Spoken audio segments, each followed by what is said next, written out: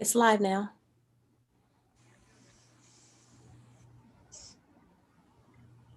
It's Okay. live now. All right.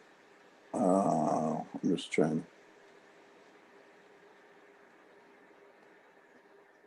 I don't have the agenda in front of me.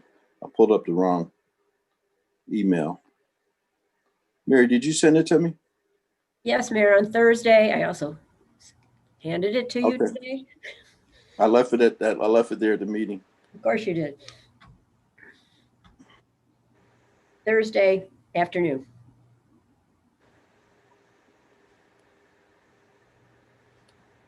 Okay, I got it. Okay, I'd like to call to order the regular meeting of the Board of Trustees via Zoom and live stream on YouTube for Monday, January 4th. Let the record reflect that it is 6:40. And we'll start with the Pledge of Allegiance. You know, Madam Clerk, why don't we do the roll first? Trustee Denton. Present. Trustee Steve. Present. Trustee House. Present. Trustee Brown. We're waiting on Trustee Brown. Trustee Holmes. Present. Trustee Henry. Present. Okay, we have 5 members of the board. We have a quorum. And why don't we start with the Pledge of Allegiance? I pledge allegiance to the flag of the United States of America and to the republic for which it stands, one nation, under God, indivisible, for liberty Indivisible. and And justice for all. Okay, good. Trustee Denton, why don't you lead us in prayer? Thank you, dear Lord, for this day. Thank you for this new year. Thank you for letting us all be present and accounted for. Watch over us, lead this meeting, dear Lord. Have mercy on us. In Jesus' name we pray. Amen. Amen. Okay, Madam Clerk, are there any general announcements?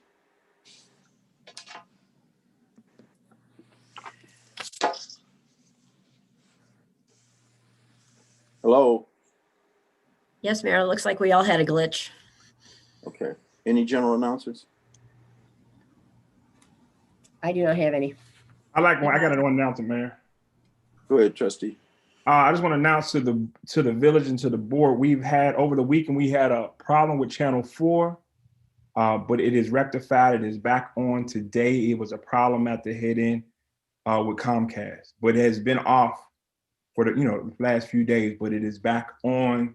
The channel is back running again. So I just wanted to make that announcement. We were definitely aware. I was definitely aware of the problem, and we fixed it today. Great. Trustee Henry, Yes, Mayor. you usually have announcements? You know I do. I was waiting for y'all to put my name on this paper, so I don't got to speak in general announcement. Yes, I have several. Is it okay to proceed? Go ahead. Okay, thanks. Good evening, residents. I just want you guys to be aware that COVID is still around, which I know you guys know, but please wear your mask. If y'all need any PPE supplies, such as face masks, hand sanitizer, or gloves, give me a call, 708-963-2137. I will drop it to you if need be, or you can come to my office at 800 East Sibley in Dalton and pick up any supplies that you need. The counts are as follows. There was 24,733 COVID tests taken. It was 1,430 tests confirmed cases here in Dalton. Also, I want you guys to know I'm having a voter registration drive. It will be on January 14th, which is a Thursday from 5 p.m. to 8.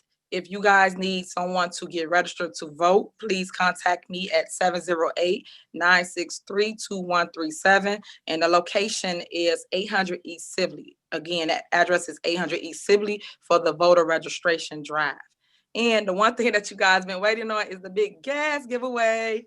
I'm having that on January 17th. Again, January 17th will be the gas giveaway here in the village of Dalton for all Dalton residents. So if you are in need of gas for your vehicle, please come to, I don't got the location yet, but the time is 2 to 5 p.m.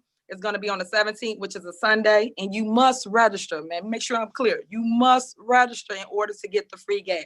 You cannot just pull up. I know the last time when we did it in December, everybody named Mama came from Markham, Harvey, Riverdale, everywhere to get gas. This is strictly for my Dalton residents. I like to show my appreciation to you guys and say that you guys, I'm here for help. I know that people help in different ways. I thought that was a excuse me, a good way, because I know you guys struggle in getting everyday things. So this really was strictly geared towards my essential workers. So call me 708-963-2137. Again, 708-963-2137 to register for your free gas, which is going to be January 17th from 2 to 5. And I know I repeated several times, because I know sometimes I talk a little fast for some, but please, you guys, register. All the resources are here. And again, you need face masks, hand sanitizer, or gloves. Contact me and I will drop it off to you. Thank you, Mayor. End of my report. Can you register me tonight? Yep. No, Yep. No. You're going to be first on the list. my car takes 17 gallons, so is there a limit? Nope. I did $20 fill-ups, and then by the way, I did 87, 89, and 93 for those expensive cars. So anybody can get it. Yep. All right, thank you, Trustee Henry. No problem. I have an announcement to make on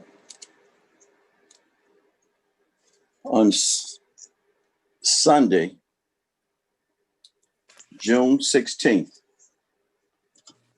We will be giving away 500 coats, children's coats, at 14731 Drexel. June 16th, Mayor? January. Okay. Did I say June? Yes. Mayor. Thank you for your correction. But we will be giving away 500 children's coats on January 16th. No, I'm sorry. January 17th, a Sunday. January 17th, a Sunday. You must be Dalton residents, and you must have a Dalton ID. It will be limited to 4 children's coats per family, and the children will there will be social distancing in place. The children will be must be present, and they will come in, try the coats on, so make sure that they fit. It's Sunday, January 17th at 2 p.m. 2 p.m. at 14731 Drexel. So if you're in need of some children's coats, come out, bring your identification, bring the children with you, and they will be able to try on coats so they'll have a good fit. Okay, next thing on. Mayor, one Yes. thing, can you guys please advertise my gas giveaway? Is that doable this time? Well, I think that is politically related, and I don't think we'll be able to do that for you, Trustee Henry. So we're not putting our coat giveaway on the website or anything. But at any rate, we're going to move on with our agenda for the night. All right, thank you. You're welcome. The next thing on the agenda will be the citizens address. Citizens address, and that must be limited to the discussion of the agenda items. Giovanni?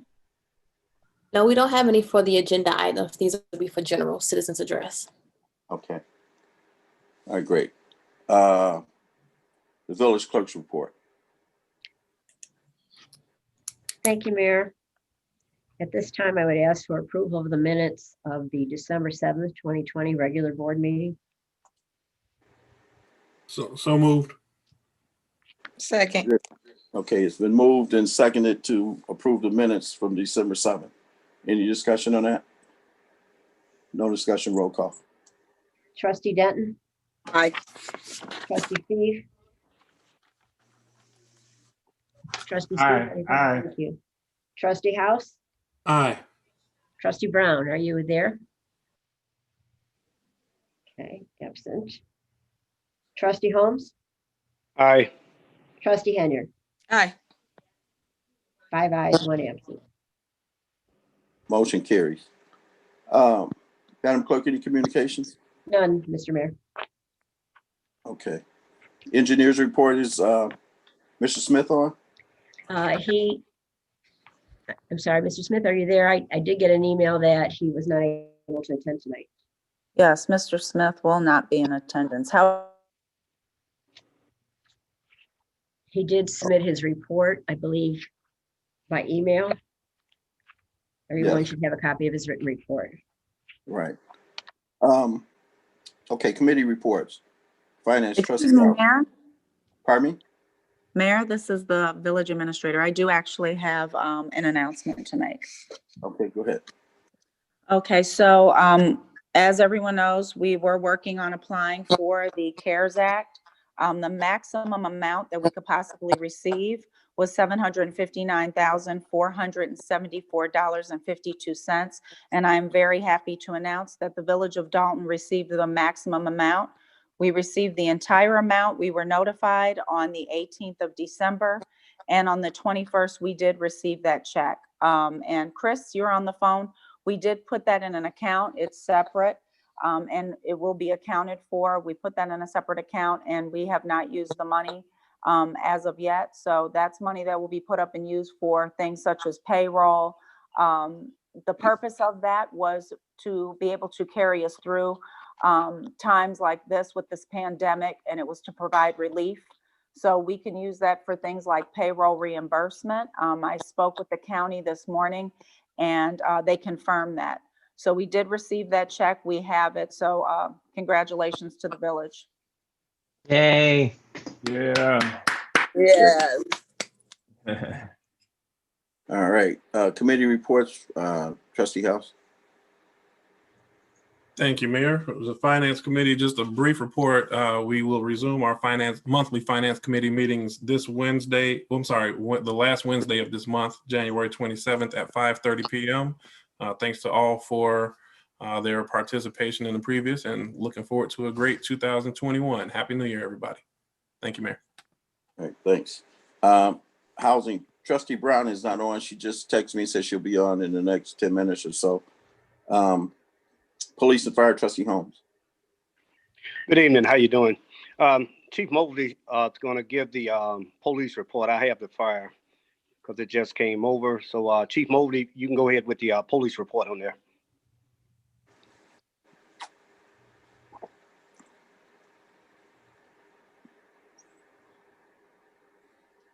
Trust, Chief Mobley, you're mute. Chief, you're on mute. Can't read your lips, Chief. Okay. There you are. Good evening, everyone. Happy New Year again. And Elizabeth, welcome back. You were missed very much. So welcome back for the police department. The stats from December 1st to December 31st. Traffic had a total of 127 citations. Parking tickets, 126. DUI arrests 3, felony arrests 23, misdemeanor arrests 44, and warrants 4. I'm sorry, warrants 2. Does that complete your report, Chief? Yes. I want to congratulate the police department. They're doing an excellent job in the enforcement, and it's a big step up from where we were at last year at this time. So the police are actually out there doing a great job. And I want to commend the traffic unit on their enforcement with the semis, the truck enforcement, and the enforcement of the stop signs and the speeding here in the village. So it's making an impact on the safety conditions within the village. Trustee Holmes. Yeah, I'm back. All right. Good evening, residents. Thank you, Chief. And on that note, with the police department, I ask that you still be mindful of your neighbors and your abandoned homes that are next to you. People are going in and out. If you see anyone that's living in a living condition in an abandoned home, just call the police department and let them know so we get the proper people over there to get some help at the same time. Be mindful about the carjackings, because the carjackings are still happening and it's happening everywhere. And don't think for 1 minute that it won't happen out here, because it has happened and it's still happening. People are using that expressway, getting out of here just as fast. So keep your eyes open. Keep looking when you go out, when you come in, whatever you do. On the fire department side, year to date, 470 fires, motor vehicle accident, 498, emergency medical service, 3,729, hazardous conditions, 255, service calls, 275, fire alarms, 384, service weather, national disasters, 4, special incidents, 2, technical rescues, 14. That leaves us with a total of 5,548. And be mindful about your fires. Check your batteries. Please check your batteries, smoke detectors, change them. I caution you, put the batteries in there. If you need some, then get some help. You can call me, I can get your smoke detector. Just give me a call. You can call me on my private line, 773-407-960 on my Dalton line. But even with the wires in your homes, check those thin wires, because you can purchase a lot of thin wires, and at the same time, those thin wires will get hot and have about maybe 3 or 4 wires in inside. 1 month. Fires. You gotta mute yourself. Someone say something? Oh, go ahead, trustee. Someone say something? Go ahead, trustee. I heard somebody speak about the fires. I had mentioned the fires. There were 475 fires, and I think it was 407. That's what I said, 407 fires. Okay, all right. And that wasn't in 1 month. Now, as I was stating, please look for wiring in your house. You know, get those wires fixed. We done had about 3, maybe 4 fires in the village of Dalton already. Some have lost homes. But be mindful. Teach your children about how to get out, how to be. And if you see any suspicious activity as far as someone setting a fire, call 911 or get some help. Thank you. Okay, thank you, trustee Holmes. Next on the agenda is public works. Trustee Steve. Good afternoon, or good evening, everyone. Happy New Year. Good to see everybody's face again. Good evening to all the residents who's watching. I'm gonna start with my Public Works Committee report. I want to, give a big shout out, or the Public Works. We had some snow over this past weekend. I was in communication with Matt, and Matt was, I think, was on vacation. So John, but everything flowed smoothly. The trucks got out here. They were salting, they were shoveling stuff. So it actually rode smoothly. And then one day where they were predicting a storm, they actually got out there in the morning to salt the streets before the storm come. So Public Works is getting things done. Also, I want to say that there has been 13 water main breaks, but they've been repaired.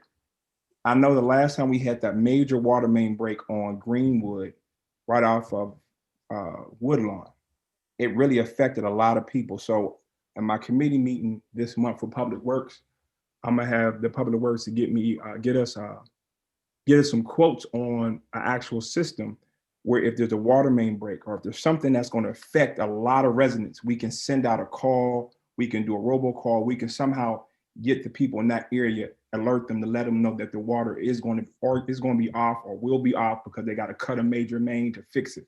But that will be discussed at this upcoming Public Works Committee meeting So that's what we're moving forward. The truck that we voted to pay, I think that has been fixed. And I think the roof, Matt Stace, are you on? If it's not on, but I think the roof is in process of being fixed. But I know the truck has been fixed that we voted on. So that is the end of my Public Works Committee report. Oh, one more thing is that put your garbage bags out. The last day for garbage bag leaf pickup was in December, so that's not being picked up right now in this time. But put your garbage bag the night before garbage pickup, along with debris that you may have. The last day for chief leaf pickup. No, they're not open on Mondays.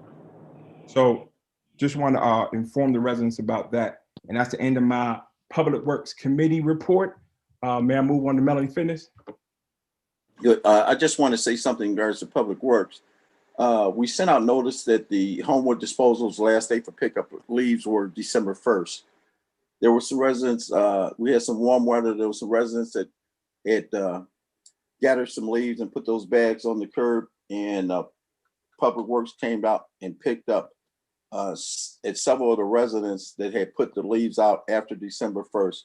But in the future, if you could pay attention to when the last day of leaf pickup is, so we won't have to get that extra duty done by the Public Works crew. The other thing was Trustee Steve, I've got someone working on notification system when we have water main breaks. I'm getting quotes right now in regards to cost. That'd be great. Great. And then I guess you can share that with me, and then we can discuss it at my next Public Works Committee meeting. Yes. Okay. Chief Mobley. Yes, Mayor. I just want to go back and, we had discussed an award that's going to be given out to one of our police officers. So if you'd like to elaborate on that just a little bit before we go into the Melanie Fitness report. Yes, Wednesday at the Village Hall at 10 a.m. we will be awarding Officer Patrick Carr. He was the officer that was involved in an armed robbery in progress, in which we apprehended both subjects. That's when we had multiple agencies from the whole Southland area to respond because they thought the call went out as an officer down. So he will be awarded from the Illinois Chiefs of Police Association. He got put up for the award, and we will be presenting him that Wednesday at the Village Hall at 10 a.m. Also, while Trustee Steve is about to go into his report, for yourself or Superintendent Stacy, I got a call regarding disposal of TVs. I know in the past we put them behind the police department and fire department. Where could a citizen drop their TV off at, or any electronics? Matt Stacy on there? I don't think Superintendent Stacy is on. He had a doctor's appointment with his wife. He didn't know how long it was going to last. But I know at one time we had a special recycling dumpster at Public Works for electronics, papers, aluminum, and I think cardboard.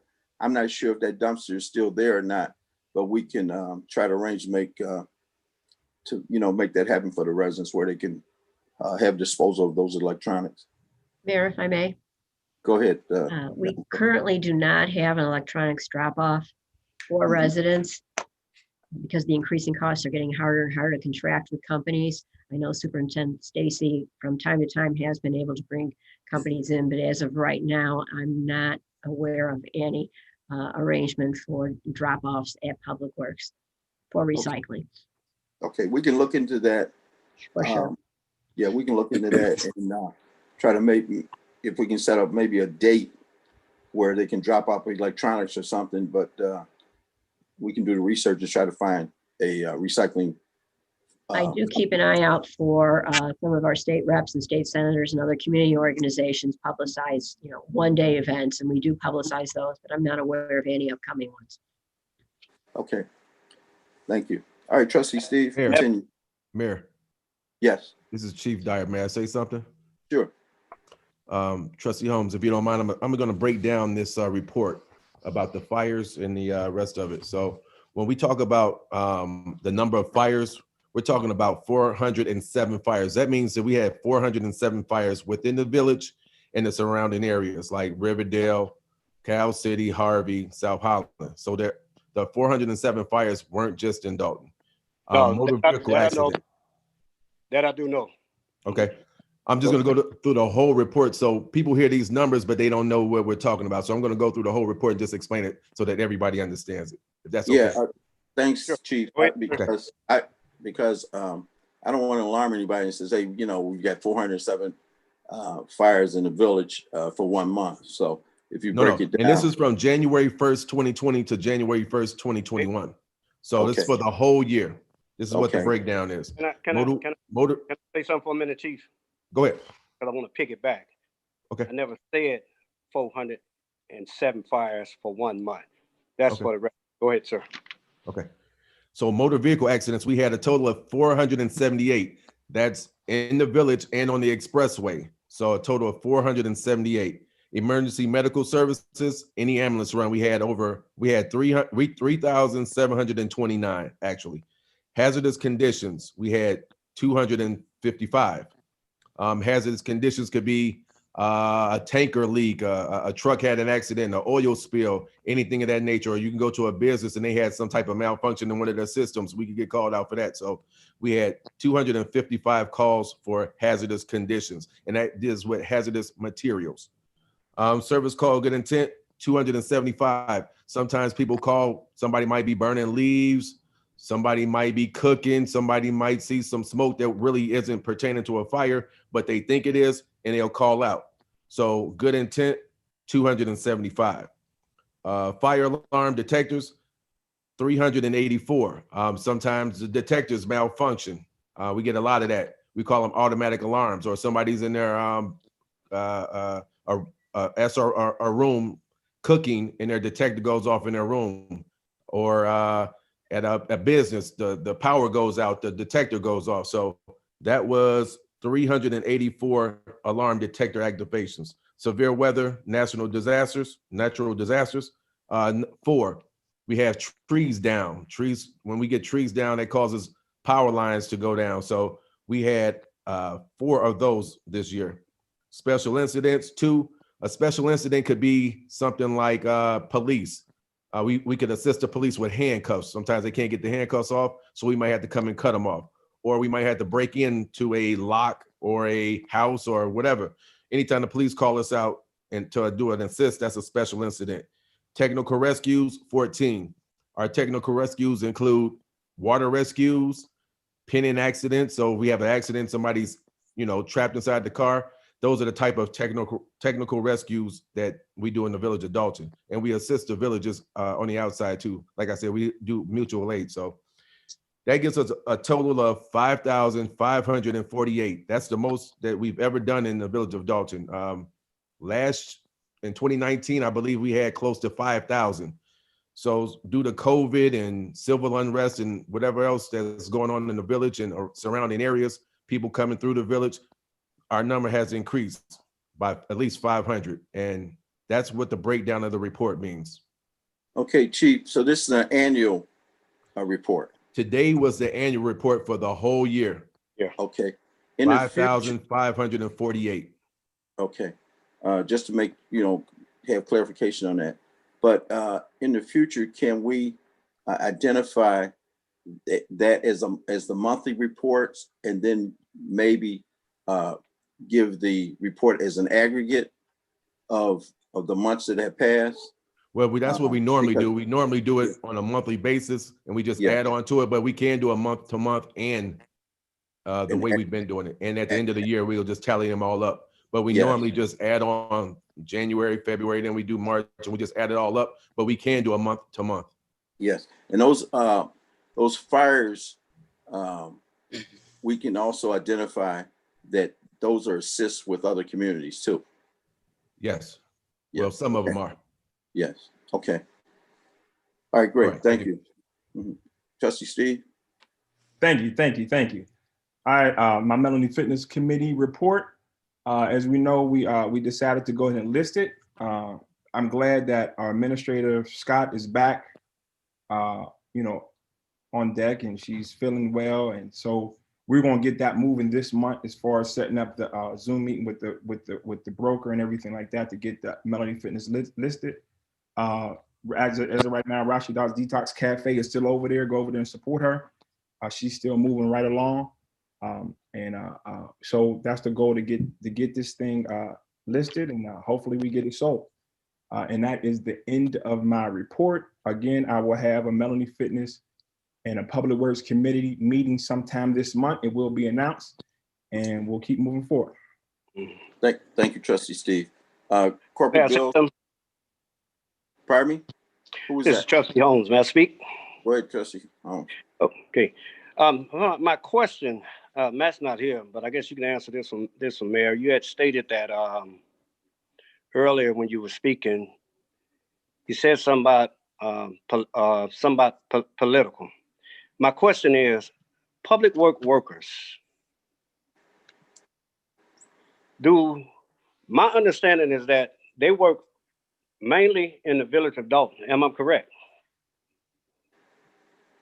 Sure, yes. Mainly, that's their duty, yes. So they can Sometimes we get calls from other communities to assist them with some of their incidents.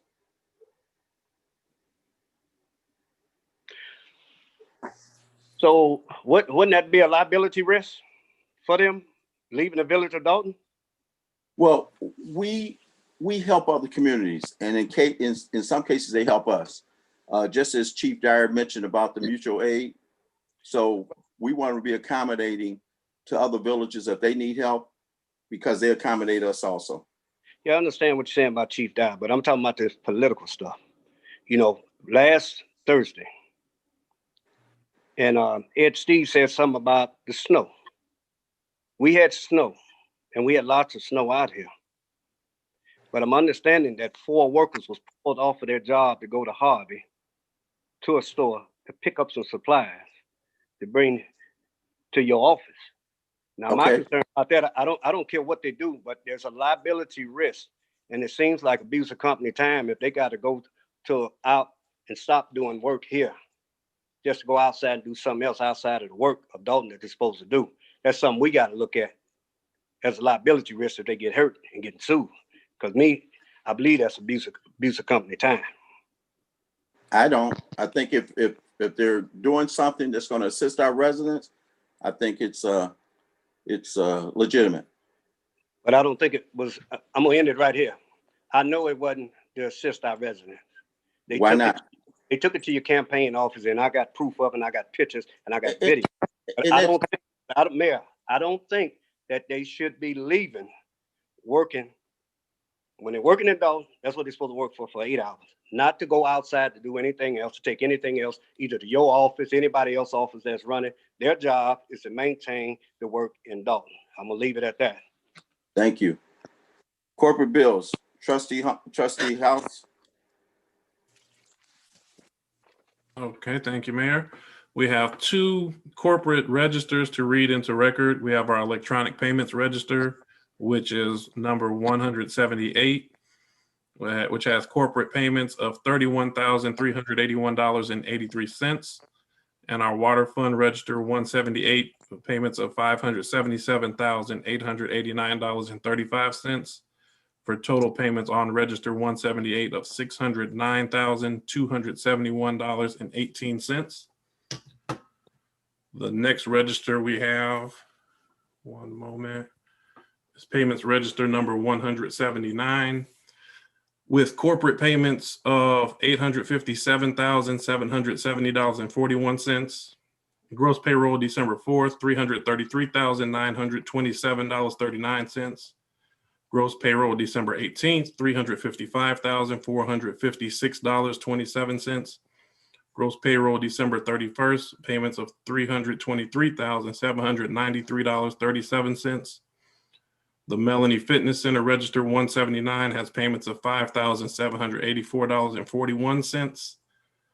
Gross payroll December 4th, $855.11. Gross payroll December 18th, $855.11. Gross payroll December 31st, $855.11. Total corporate payments on Register 179 is $1,879,304.18.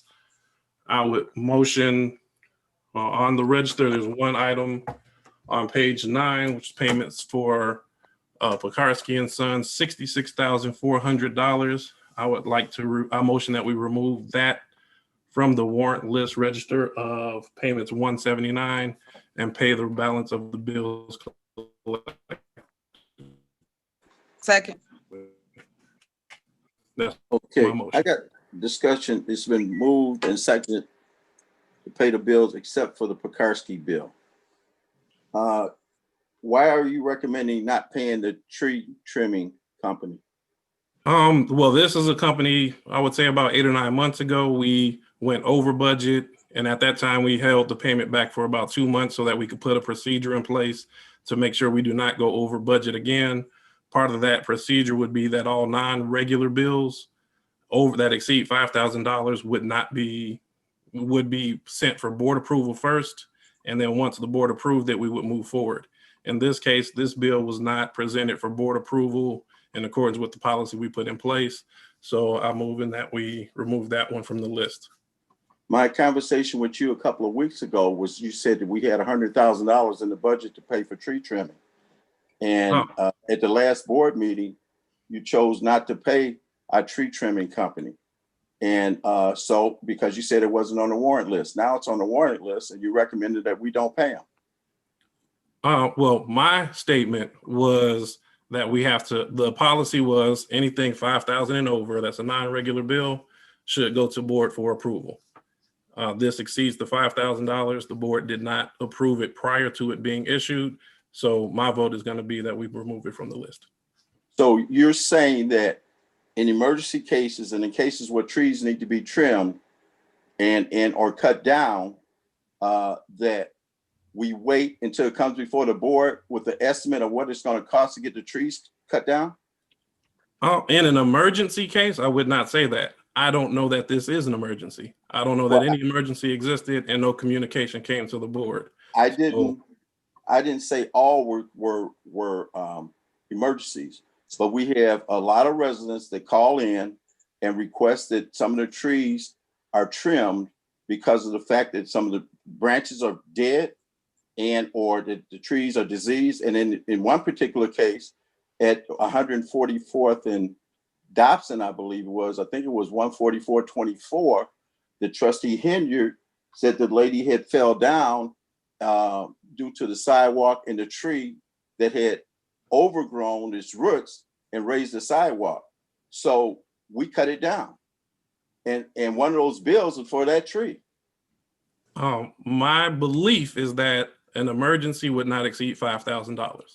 So if it exceeded 5,000, then I would say after it's been decided, at least present it to the board. In this case, I have no knowledge of an emergency that exceeded $5,000. So my motion would stand. Those bills are not for one tree. Those are for multiple trees that have been cut down and or trimmed in the village. The last board meeting, you and Trustee Henyard said it wasn't presented to the board and you voted not to pay it. But so we put it on the agenda tonight to get the bills paid because they did the work. Our tree trimming truck was down. Our public works could not do the work. We just approved getting the truck fixed. And in some cases, these trees are so old, we don't even have the equipment to cut them down. So are you saying deny the residents of cutting the trees down and trimming the trees that need to be trimmed? I would say my statement would still remain the same. If it exceeds $5,000, a non-regular bill, the procedure that was put in place 9 months ago was that it would come to the board. That did not happen in this case. Maybe the other board members feel differently and they will vote differently, but my motion has been made on this table. Well, we'll pay the bills individually then. We'll pay the bills individually because the bills Some of the bills are $1,300, $2,000, or whatever the case may be. So we'll pay them individually. If we have to issue multiple checks to pay them, we'll issue multiple checks to pay them under $5,000. Okay. I love that you bring my name up into your debate with Trustee House. But as it relates to the tree trimming, I've been fighting and going back and forth about trees for 8 years, about trimming them, cutting them down, especially the one lady in particular that you're speaking of. I don't think that's fair to her for you to say that you cut it down now when that incident happened 2 years ago when we asked and voted to cut her tree down and you did nothing. You're only cutting down trees now because it's election time.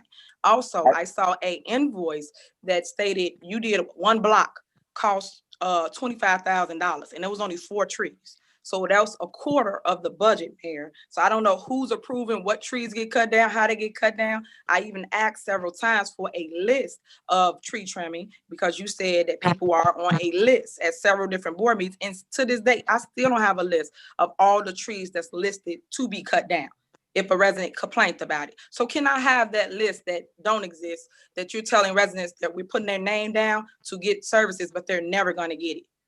Can I have that? Trustee Henry, I've been cutting trees down for the last 8 years. And earlier on, you and other board members had voted not to pay the tree trimming company. In instances on the west side where we had multiple shootings and limited lighting, I cut those blocks down and the shooting stopped because of the fact that it took away a lot of the blind spots and dark spots where those shootings were happening. So in those situations, they needed to be cut down. And I've explained to you several times in regards to the limited amount of equipment that we have for tree trimming. Mayor, you react after an incident happens. Everybody complains hold on, let me finish. I ain't trying to interrupt you. Everybody complains going forward now when something's wrong on their block. You react when it's a shooting, when something bad, when somebody get robbed, when somebody get mugged. We don't supposed to be there. You're supposed to be proactive. So I've always said cut trees down, but you be going over your spending limits. All you have to ever do is put it before the board for board approval. But you have been to spend the money and then tell us, okay, just pay the bill. But Mayor, then we ask you questions. Well, why, Mayor? Why are we paying $25,000 for 4 trees on one block? Why? Like you never answer us. You just we did do that. not you do pay $25,000 for one it's block. an invoice for 4 trees that you approved. You did. You approved, not the board, to pay $25,000 on one invoice, Mayor. That's $25,000. If the budget is $100,000, what about the rest of the town, Mayor? What about in previous years? You never answers the question. In previous years, when we had a $75,000 tree trimming bill, you didn't pay the company for almost 2 years. You voted against paying the company for almost 2 years. In the springtime, I ordered the tree company and Public Works to cut down dead branches on a number of trees that we had, so we wouldn't incur overtime when those trees come down when we have the storms in April and May. So I had them do preventive maintenance on those trees and cut them down, which also decreased the overtime for Public Works when they had to come out and unblock streets when those dead branches fell in those streets. So you have to trim trees every year. And then the 2 years in a row, we had the beetle incident where the beetles had infected so many trees that the trees were dead. And in the springtime, when the high winds came, those branches came down. So I had those trees cut down so they wouldn't infect additional trees on those blocks, because the beetles, they jump from one tree to the other tree and continue to infect other trees, which cause us additional problems. I had the tree trimming company come out and inspect those trees. And based upon their recommendation, we cut those trees down. We cut down branches that were dead. And it's not the fact, in fact, that I only do it when I get a complaint. It's in fact, I do it when the need is there. No, Mayor. The fact is you fail to react. You fail to answer the resident's complaint. I'm just telling you, you do. You only react now because it's election time. Other than that, we've been talking about trees. I was known as the tree lady, the tree woman. You was Literally, knowing because this I tree always lady. talked about tree. Yes, Yeah. I was at every Trustee- board meeting, and now you're Trustee. just cutting them down. So I do. I stand with you, Trustee Mhm. House, on removing Prakarsky from the warrant list for the $60,000. So I'm done with the conversation. Thank you. This is your history, Trustee Hendrick. This is your history. You all through the years. When I first came into office, residents had told me the trees hadn't been trimmed in 15 years. I immediately started trimming trees. And what did you do? You and some of the other past trustees, you voted not to pay the tree trimming company, even though we did not have the equipment to be able to do it ourselves. Some of these trees are 100 years old, 50 years old. They're 100 feet tall. We don't have the capacity to do that. So we call an outside professional to do it. And they did a good job. Over on the west side, Wabash, Indiana, Ed Brook, Clark, we trimmed all those trees. In some cases, we cut down trees. And look at we only have limited lighting over there. A light pole maybe in the middle of the block or either on either corner. And when we cut those trees down and trimmed them and opened them up, we had more visibility for identification if there are any incidents that have happened over there. And one of the blocks, 148th and I think it was Wabash, where we had several shootings. Since we cut that block down, there has not been any. There has not been any. Crime is an opportunity issue. And in darkness, a lot of the crime happens. And we're limited to what we can do. So that's why the outside company comes in. And then you don't want to pay them. Mayor, I've always said train in-house staff to do what we need to be done.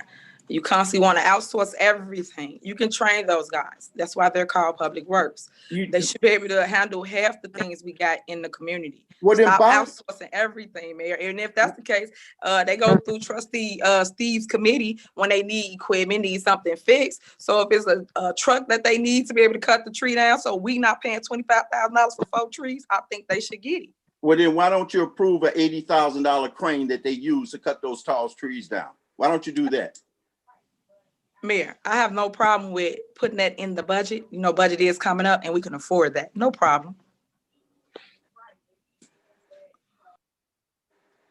We had an incident where a company came in here on a Saturday with inexperienced workers. And they tried cutting the tree down. The tree was probably about 60, 80, 70 feet tall. And it wound up in a fatality for one of their workers because they didn't have the experience and they didn't have the proper equipment. I'm not going to jeopardize the health and welfare of our public workers, employees, if they don't have the experience and we don't have the proper equipment. Mayor, that's a bad example of why you're saying we can't give them the resources they need. And then it's called training. So if it's people that wants to cut trees down, you send them for training. You train all your department heads for whatever it is they need to give service to the residents. In the past history, it has been so long for this board, not this board, but previous boards to approve anything that they've needed equipment-wise. Now, this third-party company that comes in that are professionals that does work for a number of the villages that surround us and in our community in Thornton Township, they have the expertise, they have the proper equipment to do it, and that's it. But Mayor, why do you live in the past? You always talking about the past. Currently now, you have the board. I don't understand what it is you can't accomplish or get done. You overhire and fire. You do whatever you want when it relates to anything related to services. So what's the excuse now? It's always the board. You put it on somebody else instead of taking responsibility for what you don't do. Like, stop. Take responsibility. You want to talk about me trimming trees? You want to talk about me trimming trees because the election? Look at the. That's the reason why you're doing it. You never trim trees. How many complaints we get? That's not true. Look at the dates on those invoices. Look at the dates on those invoices. Those invoices are from April, May, June. There was no election. Those invoices are from last year. There was no election. You know what? I'm done with it. But thank you for hearing my concerns. Thank you. Mayor, this is Trustee Brown. I need to ask a question of Trustee House. Those bills, how far do those bills go back to total the $66,000? I do not have the bill in front of me. The first one that I received was December 5th, the day after our last board meeting. It was 28,000, but I didn't check the date on it. And then when I saw the warrant listed, there were more invoices that totaled the 66,000. But Chris may have better information. Currently, I'm not sure if Chris has that handy. Okay, thanks. I'll get with Chris. Thank you. This is Trustee Holmes. I have a question here. Go ahead, trustee. Can anybody answer how we're talking about these bills and these trees? Do anybody have a question on how we looking on our? Can you still hear me? Yes. Oh, how are we looking on our bills that we owe Chicago? We're talking about money. We're paying it. We're paying them every month.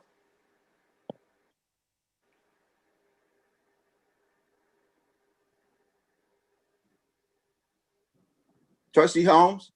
No, I hear you. I'm just writing down what you're saying. Okay, if there's no further discussion, take the roll, Madam Clerk. Well, I just had two. Let me go to the warrant list since we was on the trees forever. I had one about Chris, you on here? Yes, trustee. Okay. The petroleum, the gas. Yes. What's the reason for the spike? I see that it's different amounts, like 1,300, 1,400 for gas. Who using that besides the police cars? Who else?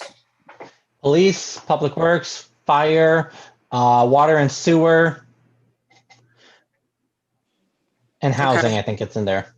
Okay, so is it a reason why? I was looking at the dates on here. Like I say, 121, I don't know, that's the GL number there.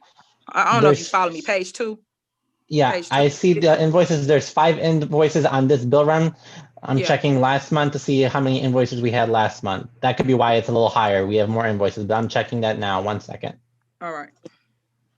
During the winter time, the police cars idle longer, public works vehicles idle longer. Gas usage always goes up in the winter. Yeah, but these 1,500, 1,629, 1,473, 1,592. Last month, we only had 1 invoice for the bill run. So my guess, without having the invoices in front of me, would be these are some of the invoices that we didn't receive last month to include on the warrant list. That would be my guess. Without actually looking at the invoices, I can't give you a better answer. Okay, and is it a reason why a vendor would not give you that particular month? Why would they be a month behind, especially everybody need money? Why would they be 2 months Well, in? it's not that the vendor's behind. We just may not have received it. So when they sent it out, we may not have received it at the village with everything with the post office. That may be why. This is me just thinking as to why there were a lot more invoices this month than last month. Because usually I think there's around 2 or 3 invoices per bill cycle. Last month, we only had 1 invoice from the petroleum company. Okay, the next one is for the engine. What was wrong with the engine for the fire engine? It's on page 4. We paid $4,097.58. It just say engine service 115. That's what it say. Fire engines. You see it? Yeah, I see the Fire Service Inc. Yeah. I think that was repairs for one of the fire trucks. I believe the fire chief is on. He may be able to better answer what it is, but I don't have the invoice in front of me. If I had that, I could give you a better answer, but without the invoice, I know what engine had to be replaced, serviced, but beyond that, I would need the invoice to give you a better answer. Okay. Chief, are you on here? Chief Dyer? Is he still on? Or are you off? Chief Rush is here. Oh, okay. That work too. Okay, that particular bill was for its fire service out in St. John, Indiana. That was for part of that was diagnostics, and what the information I got was that it was getting oil into the coolant, so that went in for diagnostics and repair. All right, thank you. And the last one on here was page 8, BMI. It's a license fee for $364. What's that? 1 second, trustee. I'm trying to find the vendor. All right.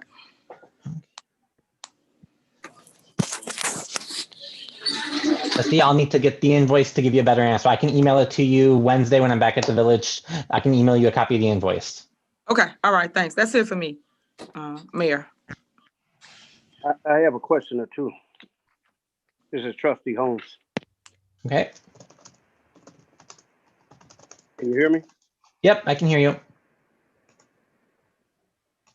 I'm looking at two water mains repair. One for 12,866. I'm looking at another one, 6,934. If the board don't mind, I'm gonna reach out to the engineer. I think it's about time for all of us to sit down at the table and see about getting this complete structure fixed with these pipes in the village. Reason being, I understand that one pipe where we had the water main leak, once they got done, a few feet away, another water main break on the same block. So we're study repairing on the same blocks. If you look at it over and over again, we study spending money where we need to sit down and either get a grant or find ways to get money to completely overhaul this whole structure. The structure is old. It don't hurt us to sit down and start and try to get it done because we're constantly spinning our wheels. When you fix this one, then all of a sudden, once you get through a half an hour, maybe an hour later, you got another break, or you back at that same place in about a week.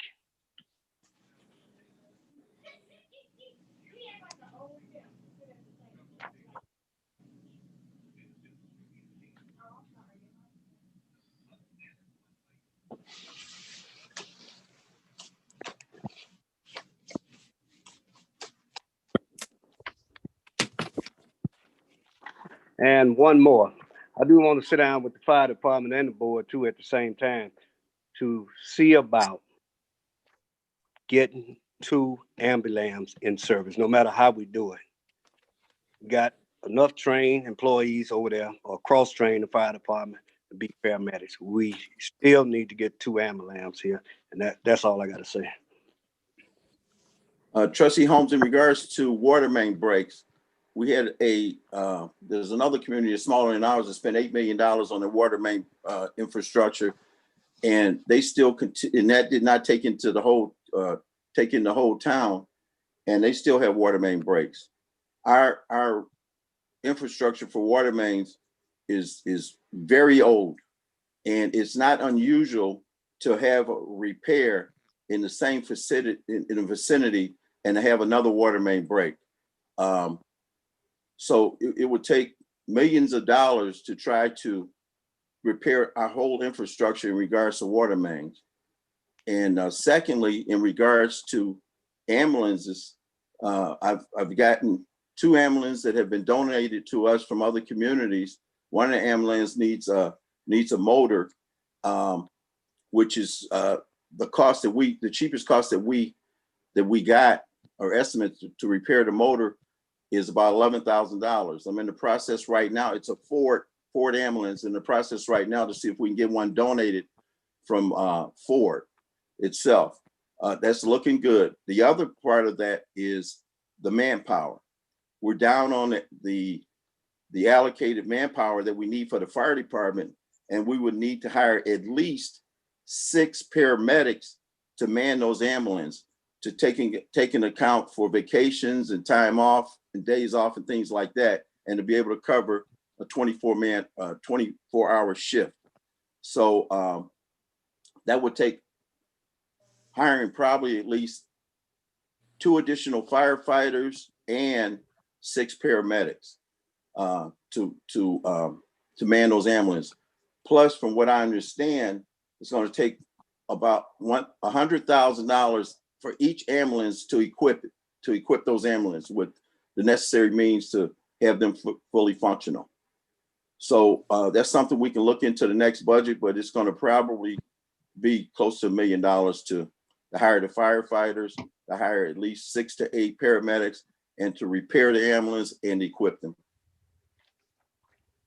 Well, I'll say this, we need to get up to speed, need to bring it up to speed. We need to do what we got to do. You keep throwing out numbers here. We need to get to the tables, whether it be in Washington, whether it be here. We need to bring everybody to the table, make sure our board members are there and our residents are there We need to do what we have to do. If it costs $1 million to get this infrastructure is old, it's study busing, and we're study paying out money when we should be right there at the table trying to get the supplies to get the pipes in here so we can have water flowing. And speaking of the ambulance, we need to do what we have to do to get those ambulance up, get a full paramedics, train them, do what we have to do. We got to write grants. We got to go to Washington. We got to march. We got to do what we got to do to take care of Dalton. Now, I'm not trying to come into no conflict with Buds, but I got to look out for the village. We've been these 2 ambulances there. Then on another note, did anybody expect that ambulance that came over here with the bad motor in the first place? Well, the cost of an ambulance is between $500 and $1 million. So getting a donation for the ambulance is much cheaper to replace a motor than to buy an equipped ambulance. So we were happy to get the donation.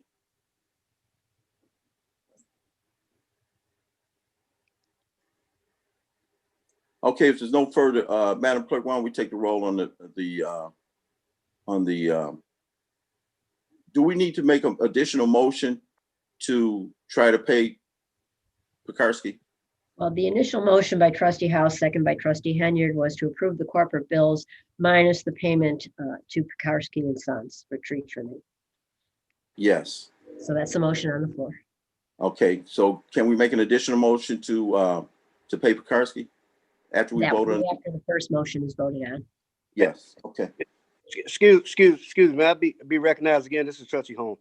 Go ahead, Trustee Holmes. Makarsky, they come out and trim and cut the trees? Yes. Okay, what do they do with the limbs and the branches after they cut them? Some of it has been dumped over in the helipad, and some of it they take and dispose. Yep. Only reason I say that, we need to take a look at this whole village. We got tree branches everywhere.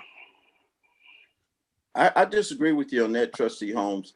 Well, you need to take a ride up and down the village, Mayor. Trustee Holmes, I'm in the village every day. You don't see all these tree branches and stuff out there? I see the trees that have been trimmed and cut down, and I see the ones that need to be trimmed and cut down that we try to attend to, and no company is going to come out and continue to do service and work if they're not getting paid. But they got a contract you got with them. They expecting to get paid, and if they're expecting to get paid, we're expecting the taxpayers' dollars that they're getting is to remove the branches, whatever they have to do off the streets. Look at the streets. Trustee Holmes, I look at the streets. I'm on the streets every day, Trustee Holmes. Okay, why don't you take the roll, Madam Clerk? On the motion to approve the corporate bills minus payment to Pekarsky and Sons, trustee Den. Aye. Trustee Steve. No. Trustee House. Aye. Trustee Brown. No. Trustee Holmes. Aye. And trustee Henyard. Aye. Motion carries 4-2. Okay, I'd like to make a motion to pay. You can't make a motion, Mayor. What you doing? You the mayor. The board makes the motion. Come on, get back in order. Why don't you let me finish, Trustee Henyard? You said I would like to make a motion. You can't.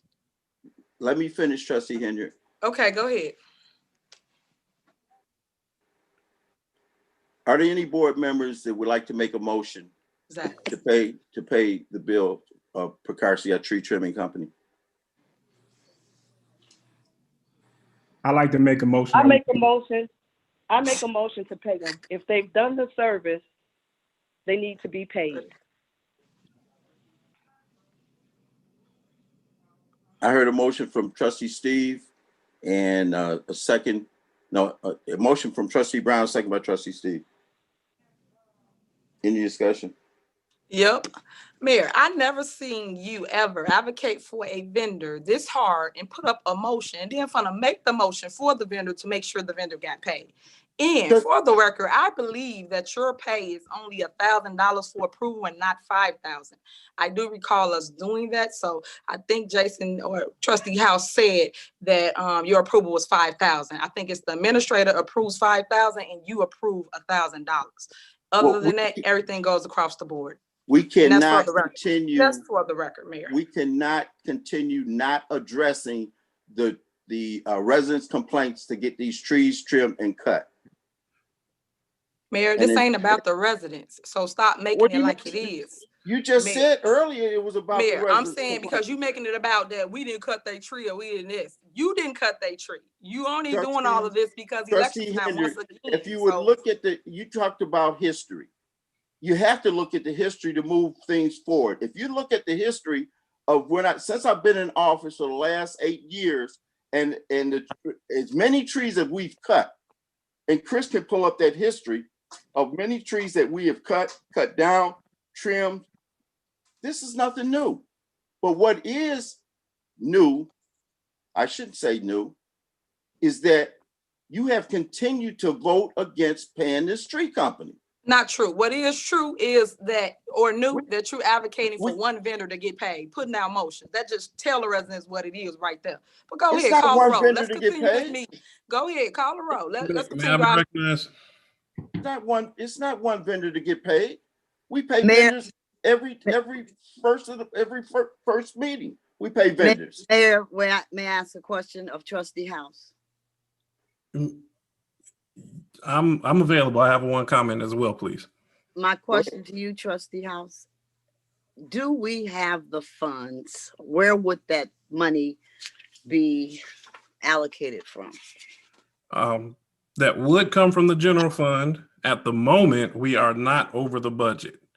My comment or my reason for not going along with it is last year, or I would say around April timeline, we exceeded our tree cutting budget.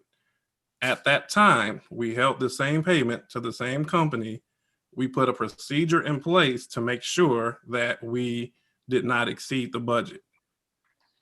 So we have not followed that procedure. So my reason for not going along with it is we collectively stopped for 2 months to come up with the procedure. That procedure was not followed here. So I am not in favor of it. But again, it's a board vote. So I would expect we all vote the way we see fit. Trustee House, I have you a just question. mentioned, Trustee House, you just mentioned the fact that we're not over budget, then why not pay them? Because the procedure was not followed. That's not true. That's my opinion. You asked my opinion, I gave it to you. Okay, that's fine, but it's not true. We got money in the budget to pay them, why not pay them? I have a question, Mayor. If these Go ahead, bills Trustee Brown. go back to, if these bills are backdated to April, okay, why didn't we pay these folks? April, May, June, July. Why haven't we been paying our bills then? If they go back as far as April, how do we miss not paying the bill? And then we continue to let them provide the service, as you say, in December. So you can't keep on allowing a person to provide the service and you don't make a payment. That's going to be bad on the village. I would say, Trustee, that there's an underlying assumption that the invoices due. We have not looked at them to confirm. I do know the $28,000 portion of it was all done at one time because it was 3 different blocks. The subsequent invoices, I do not know the dates. And I think you made the question earlier, what are the dates?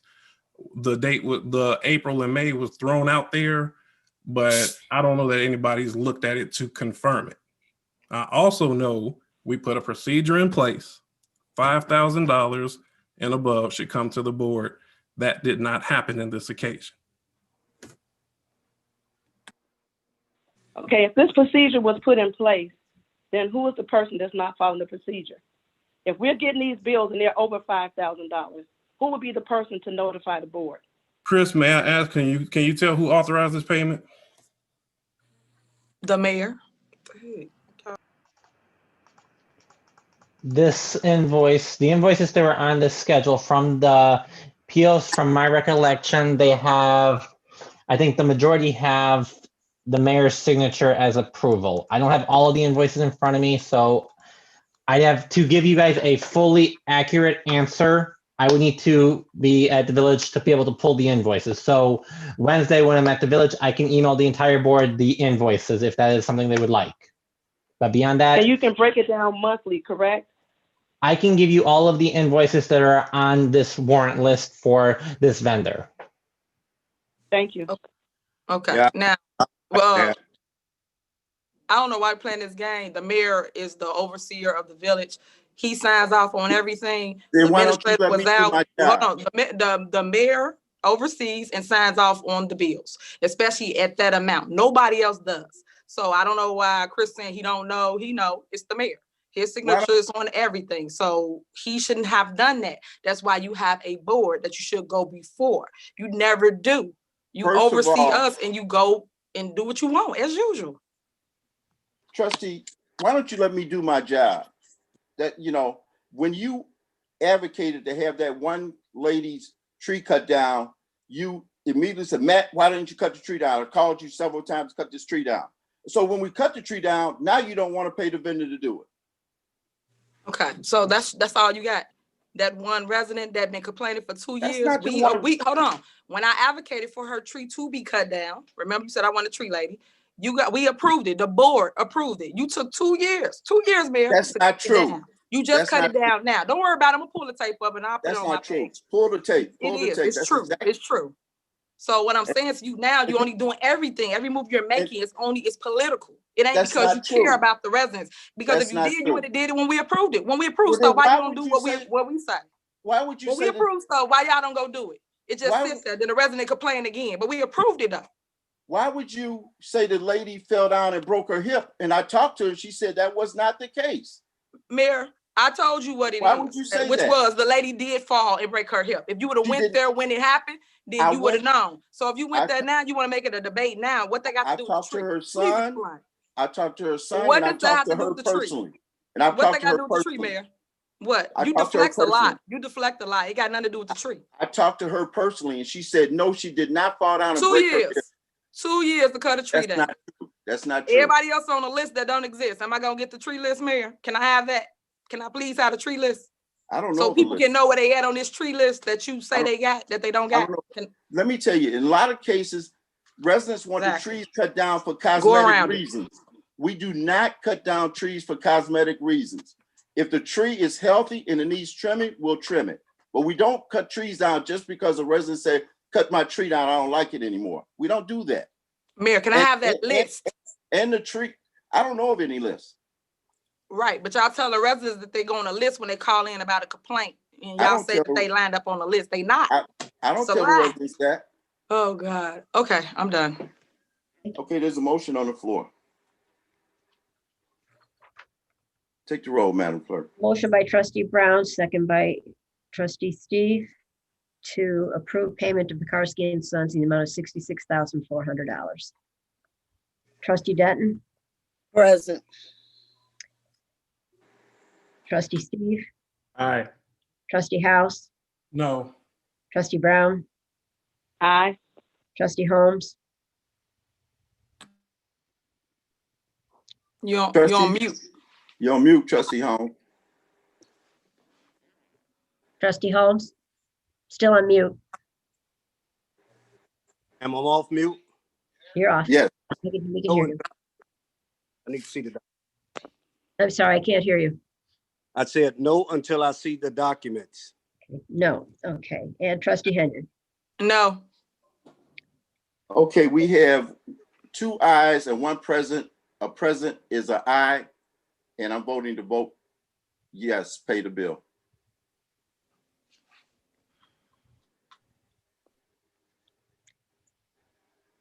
motion carries. Want to see those D2s.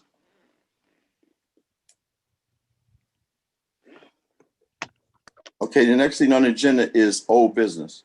Is there any old business, Madam Clerk? The one item under old business is carried over from the December 7th board meeting, approval of computer software and services contract with Civic Systems LLC.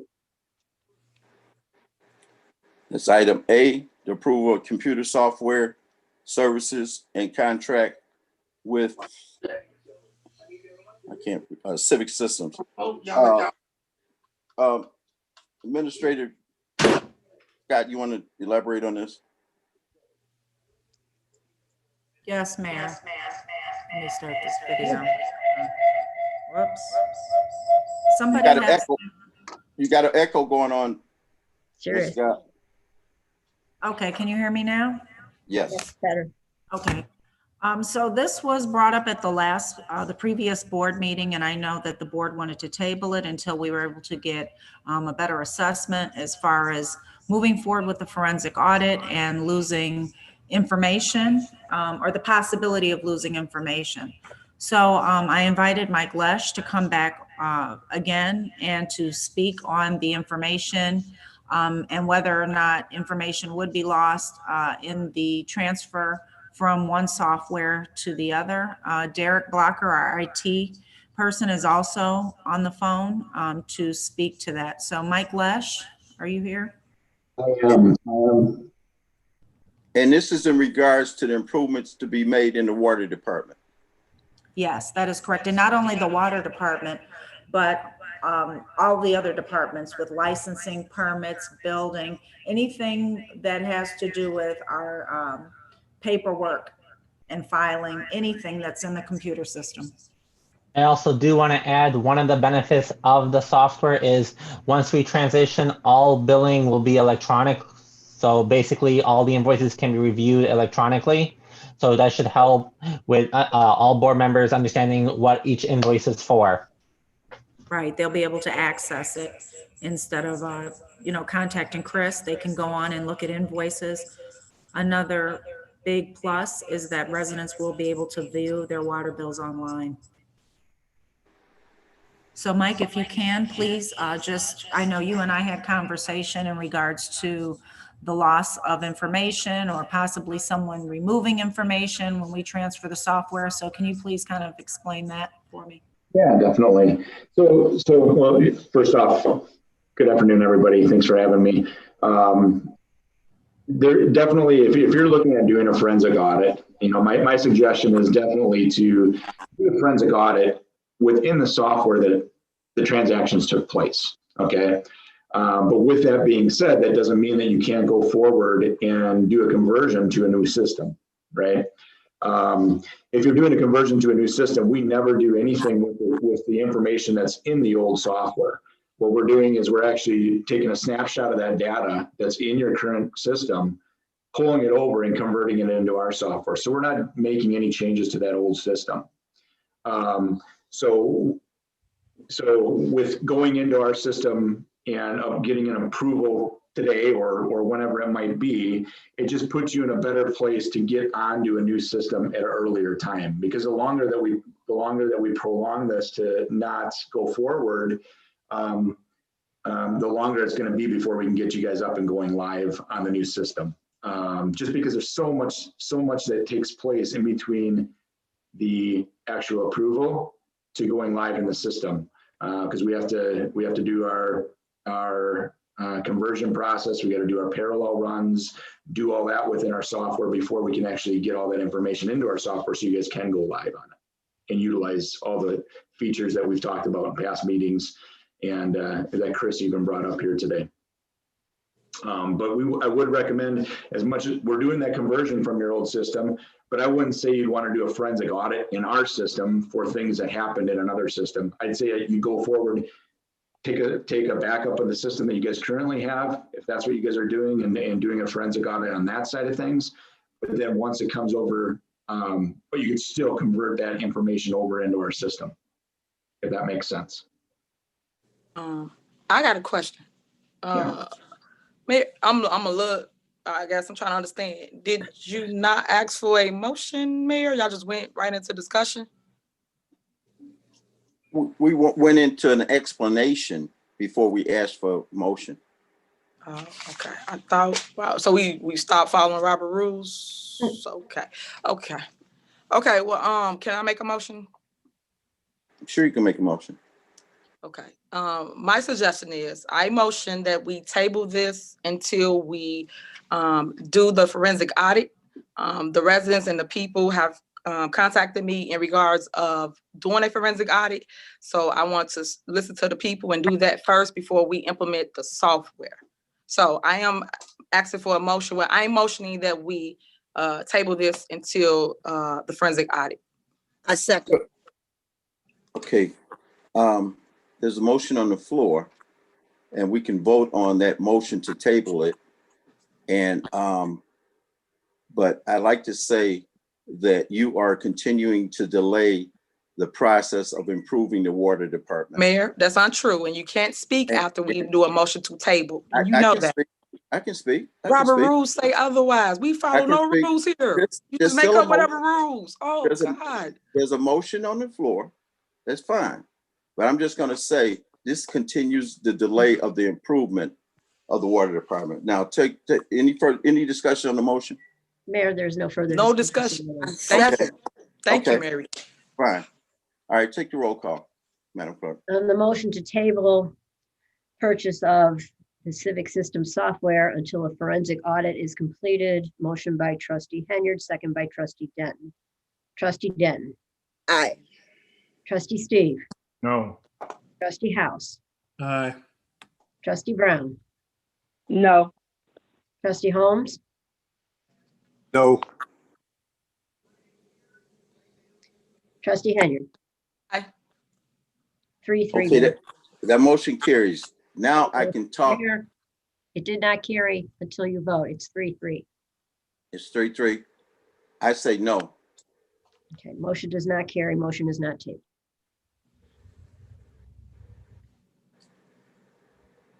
I like to make a motion that we approve the computer software service contract for Civic Systems. Motion by, was that trustee Brown? Yes. Yeah. Now we go back to discussion. Okay, now discussion. I want to say one thing. May I be approved? May I be recognized? Go ahead, trustee. To the latest until the end of a forensic audit. Forensic audit may take months. You're talking about maybe the end of this year. Now, we have Derek Blocker on the phone on this call. He's an IT person. He can talk about when we switch to Locust. No information will be lost. We know the water department needs improvement. We know the software is outdated. So the most complaints I get is about the water department. I get little to none about people saying, well, what about a forensic audit? No, they don't. The residents don't care about it. They want their water department improved. You talking about a new system that can give you text messages when your water bill is due, improve the whole system. And we're gonna hold this up for forensic audit for what we think might happen or what we think is there or what might be there. We're gonna hold up progress of improving this department based off of forensic audit. I'm not against the forensic audit, but they're saying nothing is going to get lost and transfer.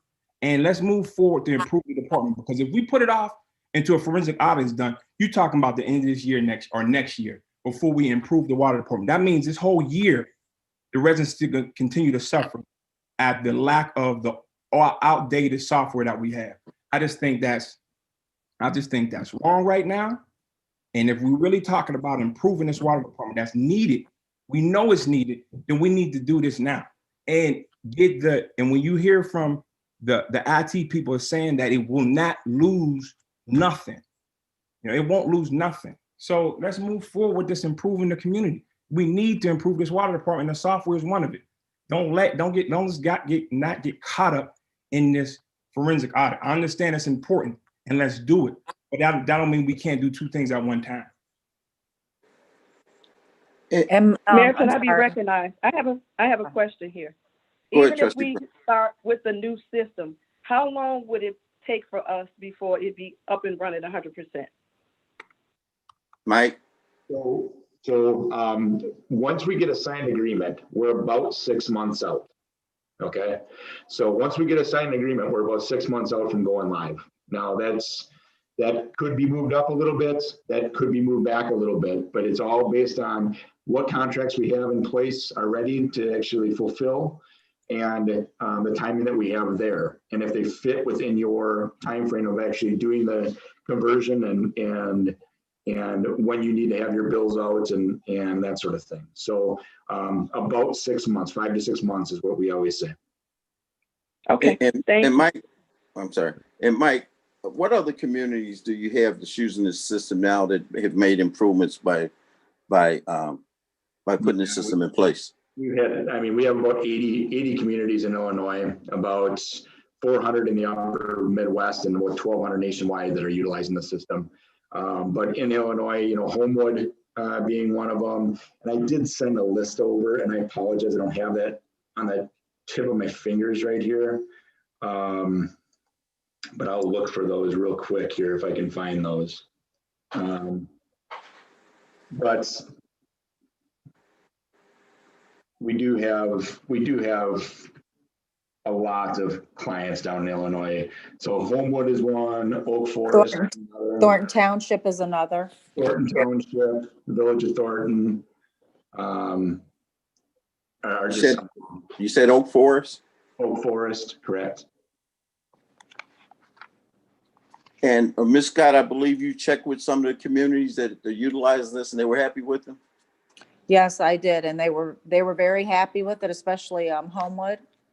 They said they were happy. They mentioned some of the software that they used before, and they said they had outgrown it, and they were very happy with it, especially with their accounting, their ledger, and they were actually able to use it with, utilize it with a lot of various departments. And I also wanted to add that I did send the RFP to Baker Tilly. And Mike, correct me if I'm wrong, because when I was reading through the proposal and some of your paperwork, this Civic Systems is a subsidiary of Baker Tilly, correct? Correct. We're a subsidiary of Baker Tilly.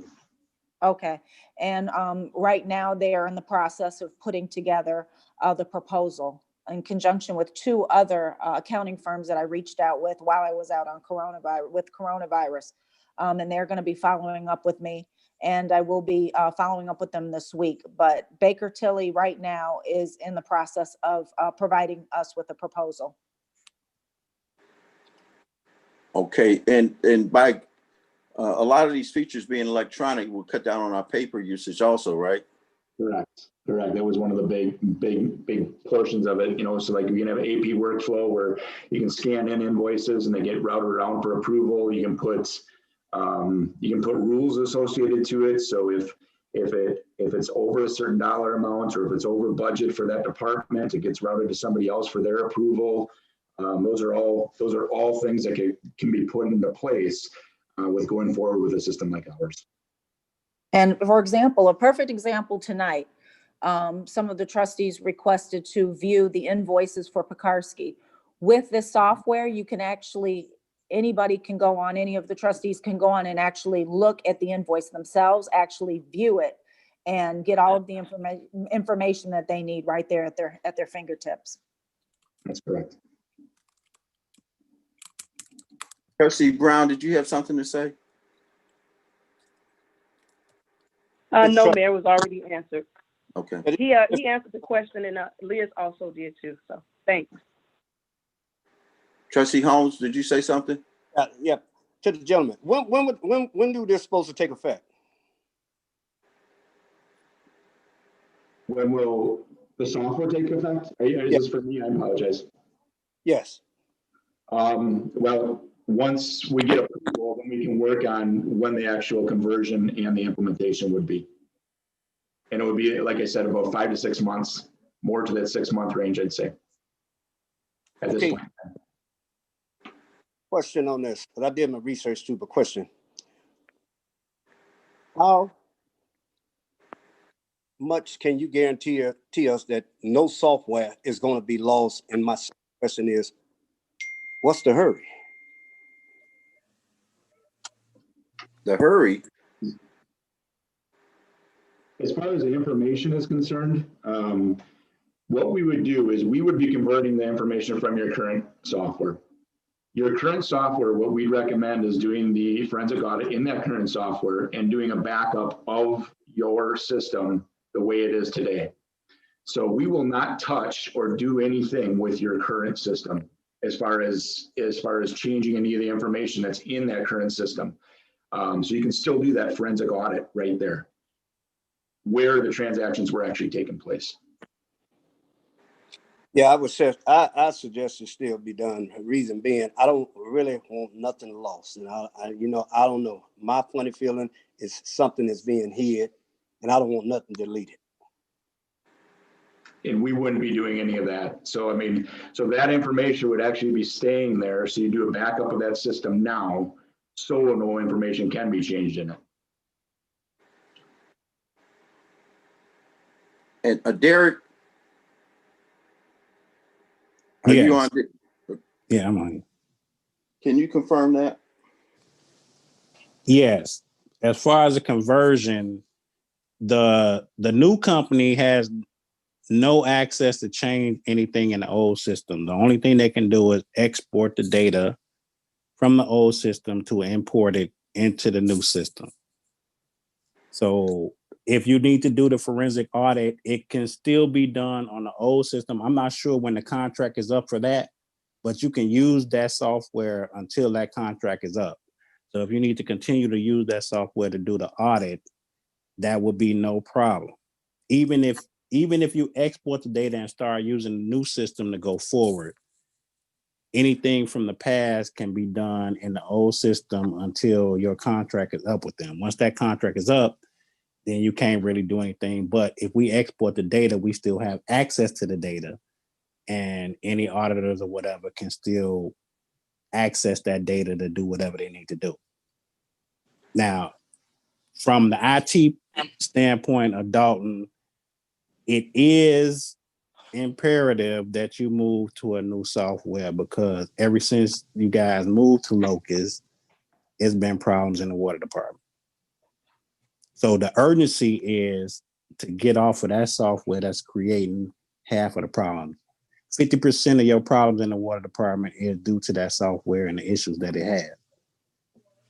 So the urgency is to move to a new software that is specifically designed for the purpose of the water department and all the other departments or whatever, so that is not part of your problem. And would you say we've kind of outgrown the system that we're currently using? I would say that you outgrew it before you even got into it. In my opinion, it never should have been switched to that, because as far as water billing and point of sales in the water department, the system is really not designed for that. Right. Okay. Can I ask a question? Can I ask Derek a question? Go ahead, trustee. Derek, how often, I mean, how involved are you with the software that we have right now? I mean, I'm involved in it all the time because we have to resolve issues or whatever. And lately I've been assisting in producing the water bills and doing adjustments and all that. So, and then also, so we're saying right now, we can still do the forensic audit on the actual current software. That's what you're saying, Michael? Yeah, that's where I'd say that you should do the forensic audit. So we're not even before we can vote on this now and still vote on the even if we already voted for the forensic audit, get somebody in there to do the forensic audit and then do that on the old software at the same time getting ready for the new software. So you can do both at the same time. It's not either or. Yes, you just have to look at, if you're going to move from the old software, when the contract expires for that software, you're legally not able to use it anymore. So we need to check when that contract ends, so that you can get your forensic audit done in that software. But at the same time, if we export the data, we have a copy of the data that came from that system, and you can still use it for the audit. And think of it on that side of things too. You can continue doing that conversion, and our support and everything doesn't start until you actually go live on the system anyway. So even if you kept the other system up and going, our support doesn't start until we're going live on our system anyway. So that's why I say we can do both. Correct. We don't have to do either or. We know people want the forensic audit, and we know the residents need, like Derek Blocker just said, that the software is 50% of our problems over there. 50% of our problems in the water department is the software, and we're going to hold up that for a forensic audit, but we can do both. And there's I no have way. a question. I'm sorry, Go ahead. Ed, go ahead. Go ahead, Trustee Brown. Where do we stand as far as the forensic audit?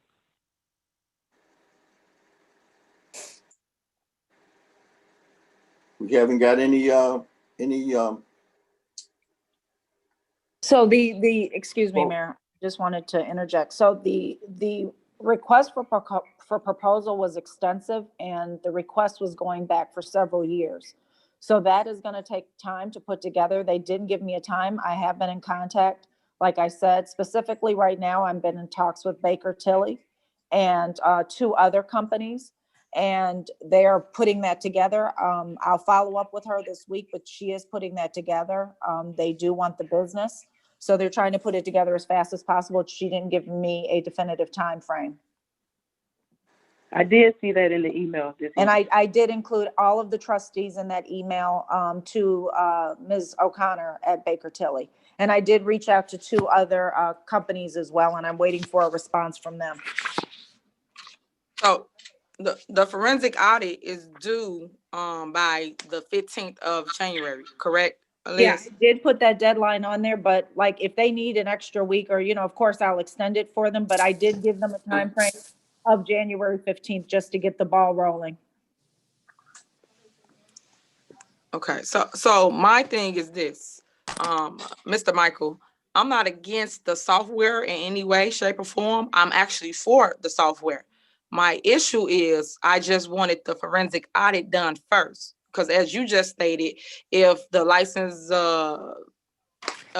is not, the deadline is over or whatever, you said something to that we will lose the information. That's what I'm worried about. I don't want to lose the information when we do the transfer over. So I don't even know what the timelines are, is what I'm concerned about. Trustee, that was me that said that. But what I was saying is once your licenses are over on the contract, you're not legally licensed to use the software. You can't get support or whatever. However, the data is yours. And the software is on a server in the Village of Dalton. So that company can't come in and say, delete the data. They just basically say, you're not authorized to use our software and you can't get support from us anymore. But the data is yours. So as long as that data is in the village on the server, you can access it and they can do their audit for whatever time frame they need to do. And Civic cannot come into our system. First of all, they don't have passwords and things that come into our system to delete anything, and they won't have access to it. Right. We have to export the data. We have to export the data out of the current system into files that we give to them to import. So when we agree to go with you, for instance, you said about several months, and the forensic audit comes like right around that time, they can't do the forensic audit before you implement the software? Before we implement the software. The thing Repeat is, that, it broke up. They could do the forensic audit before we implemented the software, or they could do it while we're implementing it, or they could do it after we implement the software, because they'd be doing the forensic audit in the data set from the other system, not from our system. It's two separate items. As Mike said, that the conversion would not go live probably from 5 to 6 months. But during that time, we are exporting information to them and they import it. So it's not the fact that we give them the information 5 or 6 months from now.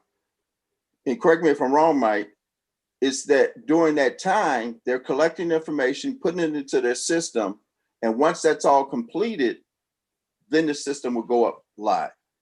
Then we can go live, correct. So basically what we do is when we convert up your data, we actually we actually get a export out of your system of the data. We pull it into our system. We just take that information and put it into our system, and we convert it over. And we do parallel runs to make sure that everything is coming over to our system correctly. And then once we have that conversion program from the information that's provided to us completed, and we know that it's correct, then at any point during the next months, we can then utilize that conversion program that we wrote, because we know it's converting your data correctly, and import that information right into our system. So we can do it whenever we want to, as long as we build that conversion program. So that's part of the conversion process. And Mike, And correct me while- if I'm wrong. Correct me Hold if on, I'm Mayor. wrong. Hello? Wait, let me say this, Mayor. Go ahead. While they're doing the conversion process and getting everything together, you're still using the old system. So you're not done using the old system until you do a cutover date to go over into the new system. And again, that plays a part into when your contract is up with Locust. Because if you, I don't know when the contract date is, so you guys got to look that up. But if the contract is up with Locust in March and you have to renew for another year, you might want to be done and trying to convert over before you have to pay them for another year. And the other thing is that this conversion does not only take into account of the water department, but it's also data that's going to be transported to Civic from other departments. So it will not only just improve the water department, it would improve every department, public works, housing, permits. It would update everything and even help our employees and our department heads to maintain accurate records and improve their departments. So the conversion going live is not just for the water department. It's exporting data from all those other departments that would make improvements in the whole village. Am I correct, Mike? Correct. Okay, well, I was just concerned about the data being lost. I am for the system. I will trust you guys' judgment. You guys said that the stuff is not gonna be lost. I'm praying that the forensic audit is done before you implement. I heard what you said, that they could do it while you're there. I just want them to get the data really. So you have my support for updating the system. Okay. Trustee Holmes, I have a question. Go ahead, trustee. This is for Liz. Liz, do you know when the contract is up? But I believe it is up right or before the end of the fiscal budget. But I will double check and get that exact date to you, trustee. Thank you. Now, Mike, if we made a priority to get the water department data to you first, yeah, or if all the data from the water department is exported to you and you guys import it, is there a possibility of going live at different times for different departments? There is, yeah, definitely. We can work on that too, and do like a phased approach where you do the water department first, and then you're doing the financials at a later date. That is definitely something that's possible. Okay, we've done that so many times. We can set the priority on the water department because that's where the most improvement needs to be done, and to make sure that, and like Derek said, the urgency is there to make sure that we transport that, export that data to you on a quickly basis or urgency basis. Yeah. So you can start there, and then but meanwhile, at the same time, we're gathering data from the other departments to also forward to you. And but if we could go live first in the water department, that would be our priority.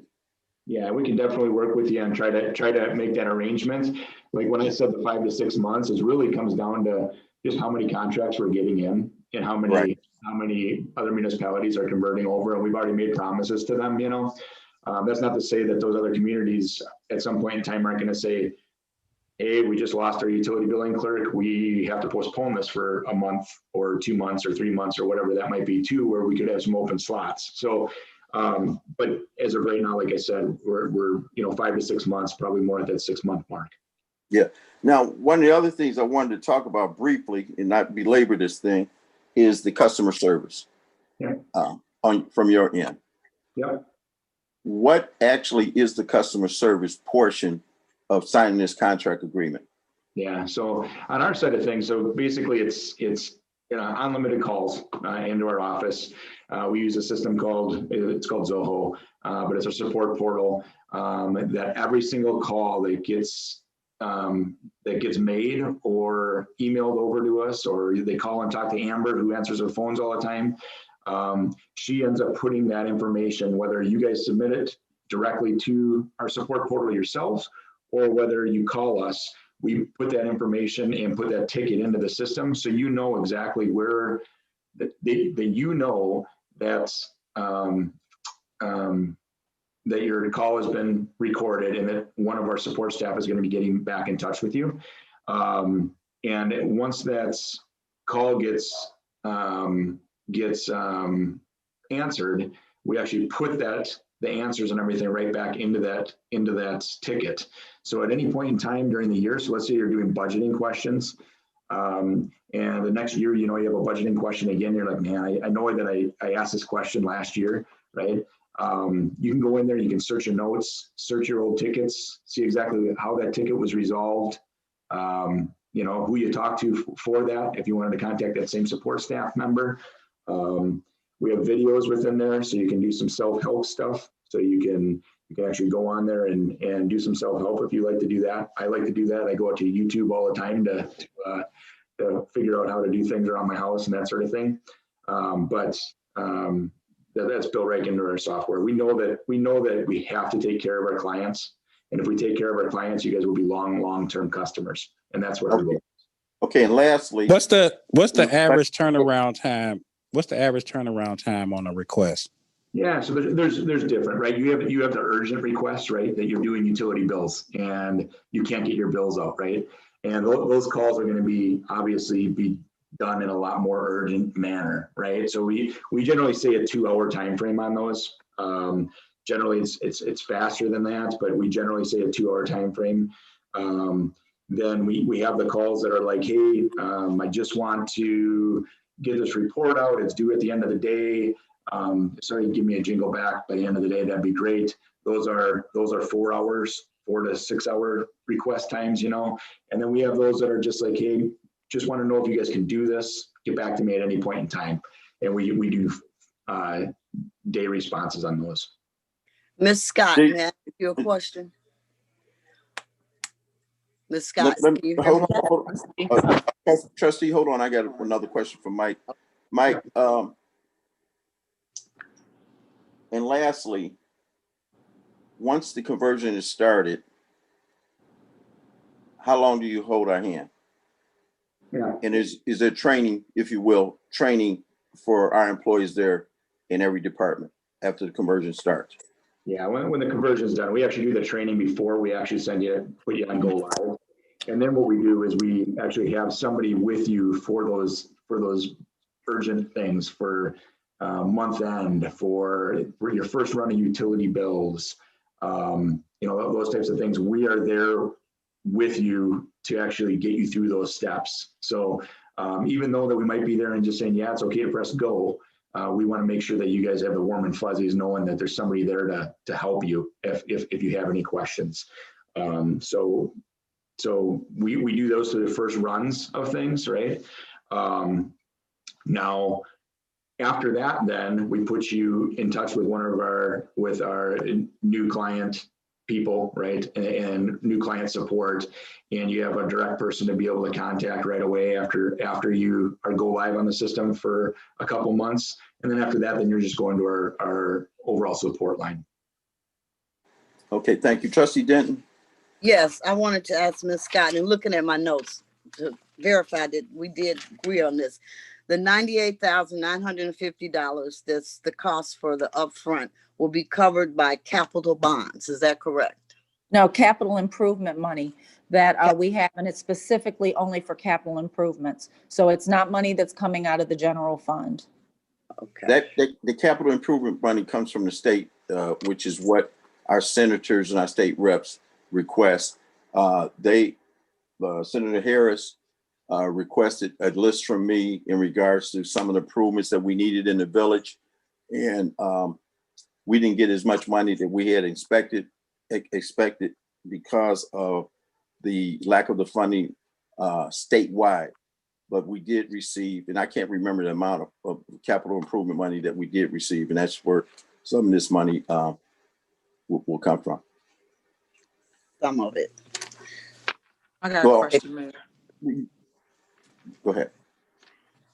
Go ahead, Trustee Henry. Okay. What I'm a little worried because I know you guys just stated where you said you want to hurry up and do the water department. That's the department where the most theft has taken place. So I know you told me to start there first, and that's fine. But I'm saying that to say I just don't want the information. I'm just steadily putting it on a record to be erased because that's where all our stealing happens. Trustee Henry, I caution you to use the word theft until you have proven that a theft has occurred in the water department. And it has. But can I finish? Thank you for cautioning me. Can I finish? Can I finish? Go ahead. Until you have proven that a theft has occurred, then I would caution you to use the word theft. Now, there were some irregularities in the water department that I thought was going on. That's why I think it was May or April that we went to no cash. We went to credit cards and or checks. So we were not able to identify any one person or anyone that was per se stealing. So we put those cautionary measures in place. Okay, thank you. I'm not saying nothing that I wouldn't say out loud. So thank you for cautioning me, but I got it. We did have issues over in the water department as it related to theft. So that's why I'm speaking on it, Mayor. I didn't point you out or say your name. I'm telling you the reason why I'm saying that I'm skeptical of the system going in first before the forensic audit. I'm saying that I want everything that happened, whether it's related to stealing or whatever, to be caught. That's why I'm pushing for the forensic audit first before you implement the new system so that it is not erased, which I know he's saying the opposite of. So I'm still just telling you guys, I'm worried about that little part there. And we stopped taking cash because of that. So again, you keep saying we didn't have issues over there. We had a ton of issues over there. That's why it's messed up now. And also when we implement a new system, I'm worried about the people that works there. You can implement all the new system all day long, but if you ain't got the right people over there that's going to make it work, it's not going to work. So it's not necessarily the system, it's the customer service, it's the people that you hire to do the job, Mayor. So I'm worried about that as well. My next question is to Mike. How did you hear about us needing to upgrade our system? Did someone contact you? Because I haven't heard this even go out for RFP. So I just want to know, how did you hear about that? Absolutely. Go ahead, Elizabeth, if you wanted to speak. Or this was probably going back a little over a year now, I believe. This was when I first came back to the village. There were certain things that as I was on my way coming back, in conversation with the mayor previously about things that needed to be improved, things that he wanted to see done in the village. I know one of the things that was a problem, the elephant in the room, was the water department. And there have been conversation before with previous trustees, some current, the mayor, myself, other people and employees about issues with the current software. So when I came back, there were a few things I started looking at. One of them was the software. And I did sit down with several companies. There really weren't a lot that fit our municipality as far as what they offered. There was software, like, for example, the software we have now. It's not really made for our municipality and the needs of our community. There was also other software. I'm not going to name any names, but it was more of a church software. And there's certain software that fits certain types of corporations or entities. And there was some software that some municipalities were using that was really more for church software. So Janice, myself, Chris Mirabali, we sat down and looked at a lot of these different companies. And we also spoke with some of the municipalities. And this was the one that that we thought would be the best fit, not just because of the price, but more of from being in the village, the things that the different departments needed. And it also, I thought, would be great for transparency. Like I said, when everyone is able to see the invoices, you don't have to go to anyone. You can see, you want to know how many trees were cut, you can look immediately. It also will facilitate paper. You know, when you have paper, you're going to lose paper. We are also running out of space for paper. You know, we have so many places that we're storing boxes of information, paperwork, and we have to move into the future, which is paperless. And also, for example, if people have closings in the housing department, we have to give them paper. They have to walk it across. They have to bring it back. Sometimes the information, you know, gets lost in translation. They may have to walk back and forth 2 and 3 times, and that will eliminate that. So I just thought, and also for storage purposes, if we do want to have a forensic audit again or anything down the line, this facilitates it. It's a lot easier and smoother. We don't have a bunch of papers, and it's right in one place. So so it was myself, Janice, Chris Mirabali. We sat down and discussed it and thought that this would be a great software system for the village. Okay, so no RFP. You guys just And I basically do, picked the trustee, I company. want to say I do understand, because I know you did say that you were concerned about the, you know, about getting the audits. And like I said to you, it falls on me. I was working on the CARES Act. You know, we're short-staffed. I said that many times, but I was worried about the CARES Act and getting that money for the community because we're in a pandemic and we really needed that money. And then I got sick, and I was sick for an entire month, and I'm still not feeling quite well, but I will make sure, and I'm going to push to make sure that we get it done as soon as possible. I will call the companies again tomorrow, and I will include all of the trustees on the email and try to get that done as soon as possible. But at least I know that by the 15th, we should be hearing from some companies as far as a proposal. And I'll follow up with you this week, trustee. Okay, thanks. You're welcome. All right, Madam Clerk, just take the roll. On what? Sorry. There's a motion on the floor.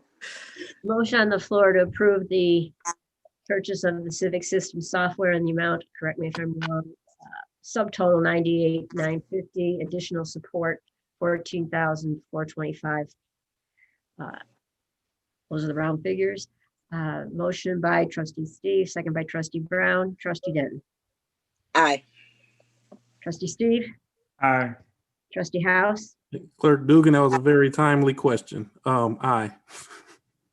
Thank you. Trustee Brown. Aye. Trustee Holmes. Trustee Holmes, are you there? I'll go to trustee Henry. Aye.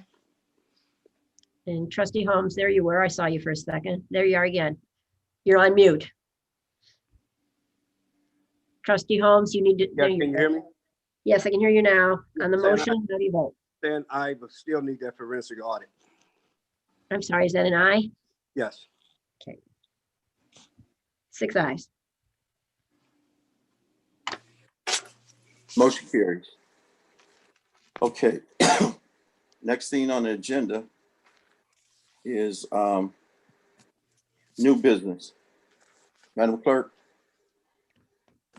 I have none, Mr. Mayor. next is the mayor's report. The only thing I'd like to say is that Happy New Year, and stay safe this year. We're going to continue to move the village forward. Okay, citizens address. Giovanni. Okay, the first question that we have, it says, what strategy is underway to get the village out of the need for taking out bonds?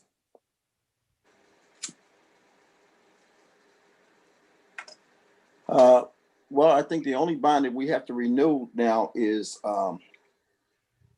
is our waste disposal, Homewood disposal. I think that's up for renewal. But I like to say that all villages operate on bonds, especially with the financial condition that the state is in and financial wherewithal that they provide support to the villages. You've got even very wealthy communities that use the bond process to finance different high cost items, if you will. But we're still paying off. Chris, check me if I'm wrong.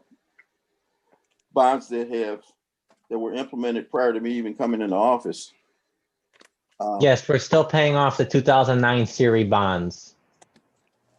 That I'm not sure what it was used for, but it was made way before I came into office.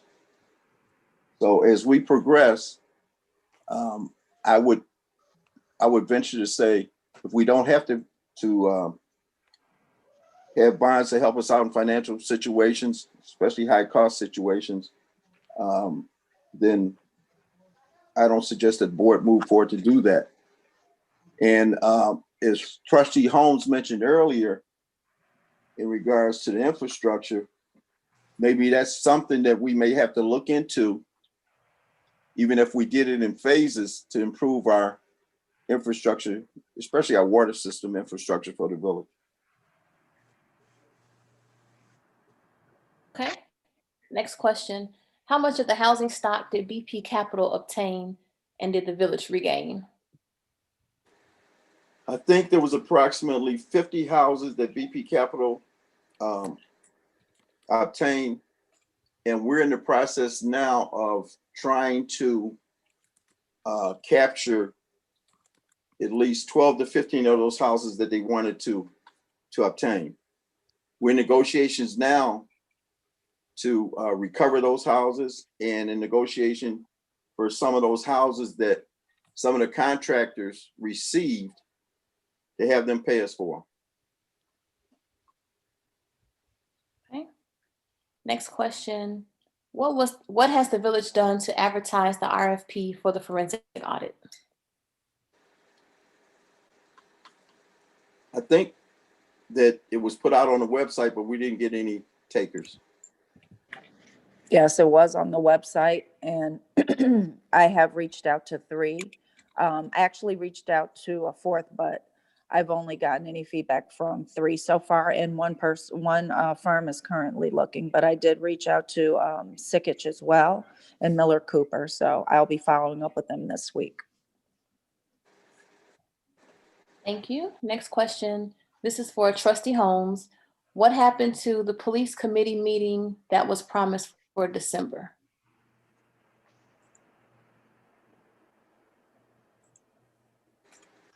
Trustee Holmes?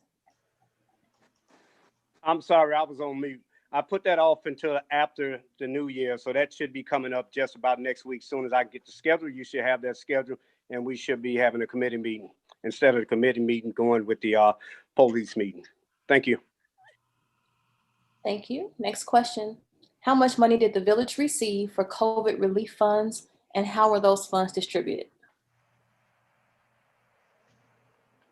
I'm sorry, Mayor. I'm sorry. I don't remember the exact amount, but those COVID funds were allocated as reimbursements for what we spent. Do you have any detail, Elizabeth? Yeah, so as I stated earlier in the meeting, it was 759,000 and change.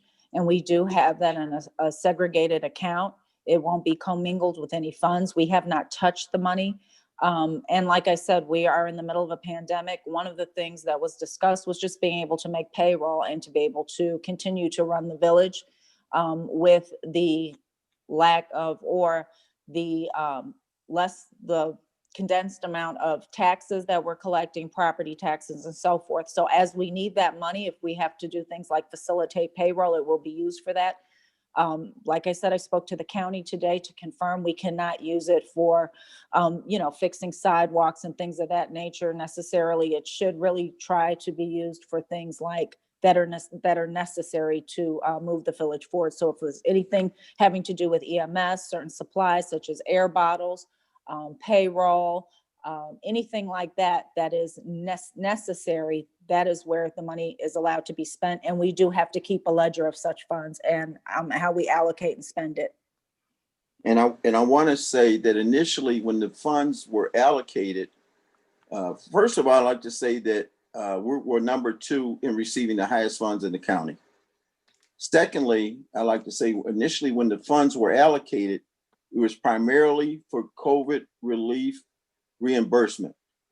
And then after the discussion from so many towns and villages with the county said that we could use it for other things such as payroll, since that payroll was one of the items that all villages had to continue to go forward with during the COVID. So the county had given us some relief on the restrictions that were placed on the allocations that were given to us in other towns. Thank you. Next question is for Trustee Henyard. It says, is your gas giveaway a political offering? It is not. The mayor used the word political, but if you go down my timeline, you will see that I've always given back to my community over my 8-year tenure here at the village as your trustee. So if you do want the gas, stop by. Please register 708-963-2137. And that is January 17th. Thank you. Next question. It says, does a tree trimming list actually exist? It does not. I know we asked several times for it at board meetings, but it's no tree trimming list that is given. When the residents had called into Public Works to get requests for trees, there has been stated in the past that they would go down on a list. I don't have a list. I'm not sure if Public Works has a list, but we've trimmed trees as needed. Okay, thank you. Next question is regarding solutions to stop shootings in the village of Dalton. And the question is that in addition to trimming trees, the suggestion is that we increase police presence. Well, we need more police officers. And when President Clinton was in place, the president at that time had allocated funding to hire police officers in different towns around the United States. That funding is no longer in place. And the burden of hiring police officers and incur the expenses that it costs to hire police officers and to put pensions in place, that burden has really just fallen on the towns and the villages themselves. So as we get police officers, we have went to the posture of getting experienced police officers on lateral transfers. That means that we get experienced police officers that come from other departments where we don't incur the cost of training those police officers. So when we get them and hire them, they already have experience and they have to just conform, if you will, to our policy and our policing policies and learn about our ordinances that are in place. So in regards to the shootings, they're happening all over. We find that some of the suspects that we arrest in these shootings actually come from the city of Chicago. Now, we've had some offenders that have lived in Dalton and are recently moved in Dalton that have been involved in shootings, but we maintain a higher visibility in those areas where we've had multiple shootings. I want to say that our shootings are down, and we hire back police officers, which we incur overtime pay for that. I'd rather hire more police officers, get the funding to hire police officers so we can put more police officers on the street. right, thank you. The next question is, it's a request for a public debate for the mayoral race so that citizens can determine each candidate's position on pertinent issues. I have no objection to that.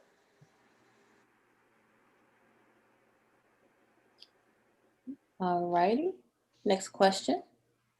Will the new system interface with the old date? Let me start over. Will the new system interface with the old data into database to have available with a super user from the village who has control over verifying that all data is available? Derek, you still on?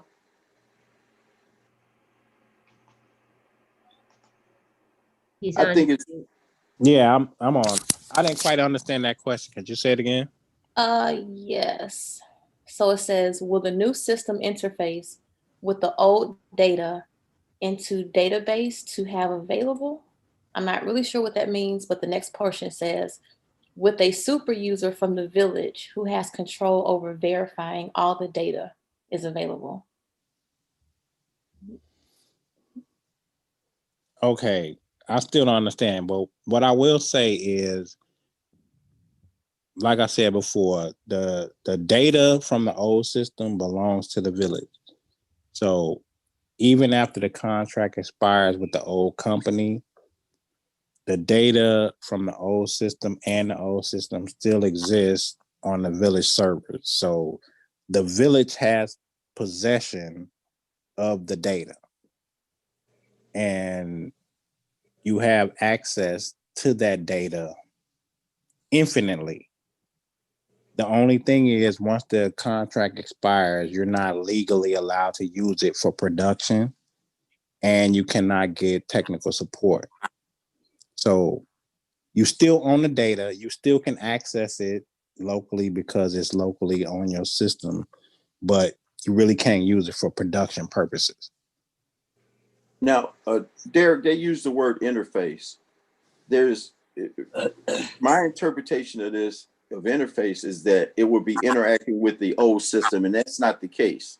That's not the case. No. Once the data is exported from the old system and into the new system does not talk to the old system at all. The data is actually pulled out of the old system and imported into new system and continued on from there. Okay. Okay, the next question says, will this eliminate the use of the company sending out water bills? No. No, not necessarily. The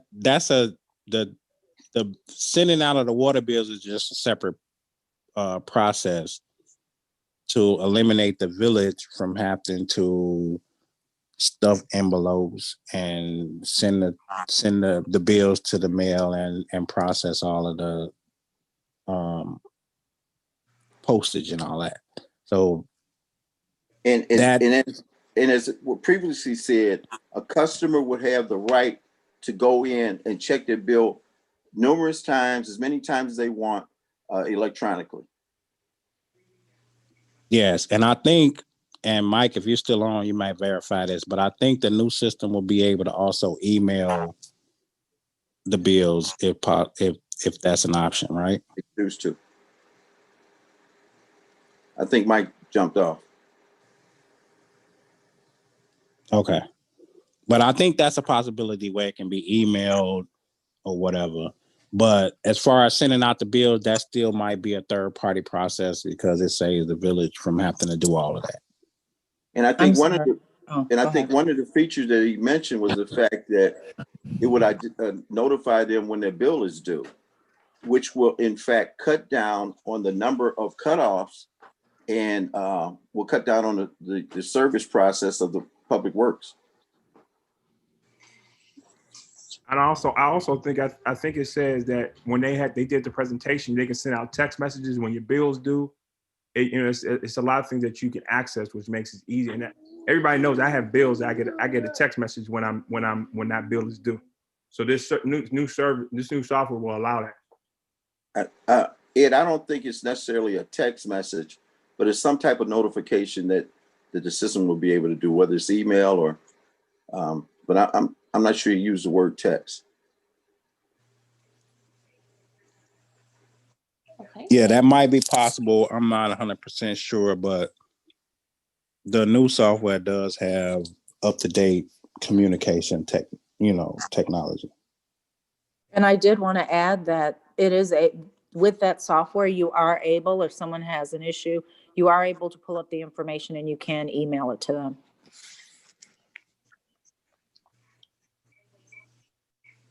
Giovanni? Yes, all right, next question. It says, doesn't an audit of the office get done each year? What is holding up the audit? So those are two different types of audits. Chris, did you want to kind of expand on the type of audits? We actually are getting ready to have an audit done now, but those are two different types of audit. So the audit that the board as a whole has been discussing for the majority of today was the forensic audit. I'm thinking the question from the citizen relates to your guys' annual audit, which we are currently having done. The auditors are coming out this week for some final field work type items, and then they should be finalizing that and then getting us a draft within the next couple of weeks. So hopefully by the end of this month or early next month, we will have the audit report for the fiscal year 20 prepared. Thank you. The next question is, who will oversee the conversion of the new software? How will the progress be reported to residents? And how will residents know what deficiency currently exists and what improvements are being made? So we will be working, Derek will be working with myself, Mike Lesh, along with, like we said, Baker Tilly. They do work with Baker Tilly, which I think would be ideal if we ended up using Baker Tilly for the forensic audit. But nonetheless, we will be working together. We will be providing updates as the progress continues, and we will let you know what we are doing and when the process will be completed. And as the residents will see a huge improvement over the operation of the water department. Once this conversion is done, the way their bills are sent to them, the way they can interact with our system electronically. In some cases, it may avoid them coming down to the village to make payments. And also, we're going to improve the system where they can make payments online. That's in the process also. Thank you. May I be recognized, Mayor? Go ahead, trustee. Will the presentation be made to show the public? Yeah, as Administrator Scott just mentioned, the fact that there will be, updates that are currently done. And I will add that if the residents, if the board wants to, we can put together some kind of workshop, as we've done before with other things, and have a presentation on some of the things that this new software can do and different and new innovative ways that the residents will be able to utilize the software. Thank you. Go ahead, Giovanni. Thank you. Next question. How much is the cost of training and support? The cost of training is included in the agreement with the inception of the new system going live. The next question is, I believe Administrator Scott already answered this question, but the resident still wanted read anyway. It said, why was there not an RFP for the software vendor? So originally we had put the RFP out, but we did not go out. I didn't go out and solicit a vendor specifically, but after so much time had passed and we weren't getting any bites on it, we did have discussion in a board meeting, and I did state that I was going to reach out to some companies. John Kasparik did give me a list of companies to follow up with. And at the time I was dealing with the CARES Act, which was very paper intensive. And I had to provide spreadsheets from Chris Mirabali. I had to write essentially a grant. And they did come back several times back and forth, ask for additional information. This was a very long process. That's why it was open from, I believe it was March 17th, and the deadline was the end of this year. And the reason why they gave us so many months was because there was so much information that I had to turn in order to get that money. And there was no guarantee that we were going to get that full amount of money. And I was concerned about that because I know how much this community, how much we needed that money. So that was my main focus. And after that, I got sick. I've been out of the office. This is my first actual day back. I'm not completely well, but I am back. And I was able, while I was starting to feel better, to reach out to some of the accounting firms. However, because of the holiday, I actually had one of the firms tell me that they shut down from around Christmas time all the way up until today. I did email the other company, and one of them, they actually did take the RFP and they are currently working on the proposal. So if anything, I was sick. I was working on the CARES Act. However, I am going to work to get this done because I know there's people on this board and residents, if there's any that would like to have this done. So I'll be on top of this. I will give another update when we have our CAL meeting, and I give my village administrators report at that time, because the due date, I believe, is the 15th that I requested on the RFP. And I believe our next CAL meeting is on the 18th. 19th. Thank you. The next question is for Chris. They ask if you can explain the difference between a forensic audit and the audits that are done annually for the village. So a forensic audit, that is basically an audit designed for the purposes of if you believe there is fraud. Your annual audit, that is, let me back up. A forensic audit is done for the purposes if you believe there's fraud, and it's more detailed, inclusive, and where they will look at it in more of a 100-mile high look.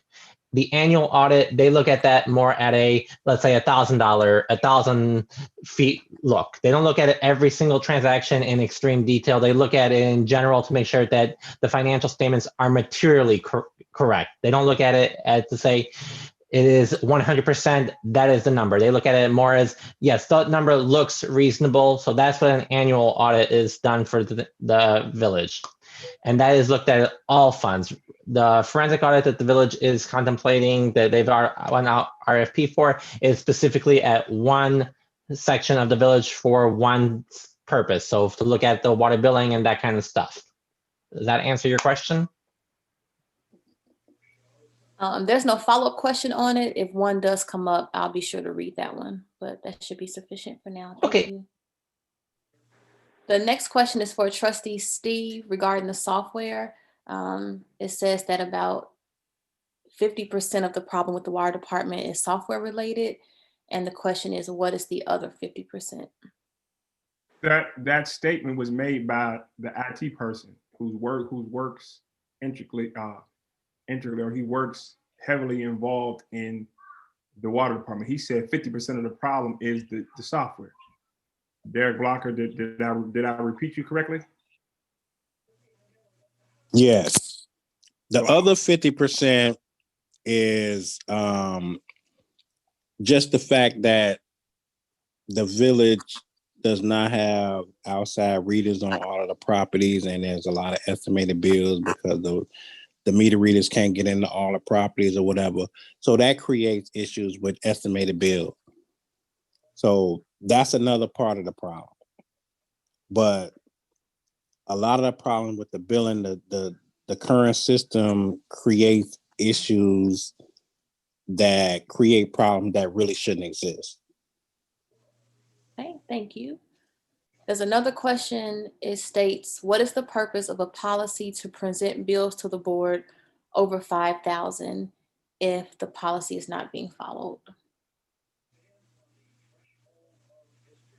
Well, I'm going to say one thing. Prior to me taking office, the mayors had approval up at one time to approve bills up to $25,000, and is up to different mayors had approval up to $25,000, and there were some mayors had approval for $10,000. When I had an adverse board, They took the power away from me of hiring and firing people when I knew that there's some people that need to be fired. And I knew there was some areas that we need to hire. And they reduced my authority to pay bills. As any CEO of any corporation that examines what's going on, there's cases where the CEO makes a decision to pay bills or order to have services put in place. And in speaking with Trustee House, he said that we were under budget and he thought that the budget for tree trimming was $100,000. So the cumulative bills that the tree trimming company had submitted was not one bill for the $66,000, but it was multiple bills in the accumulation of paying them.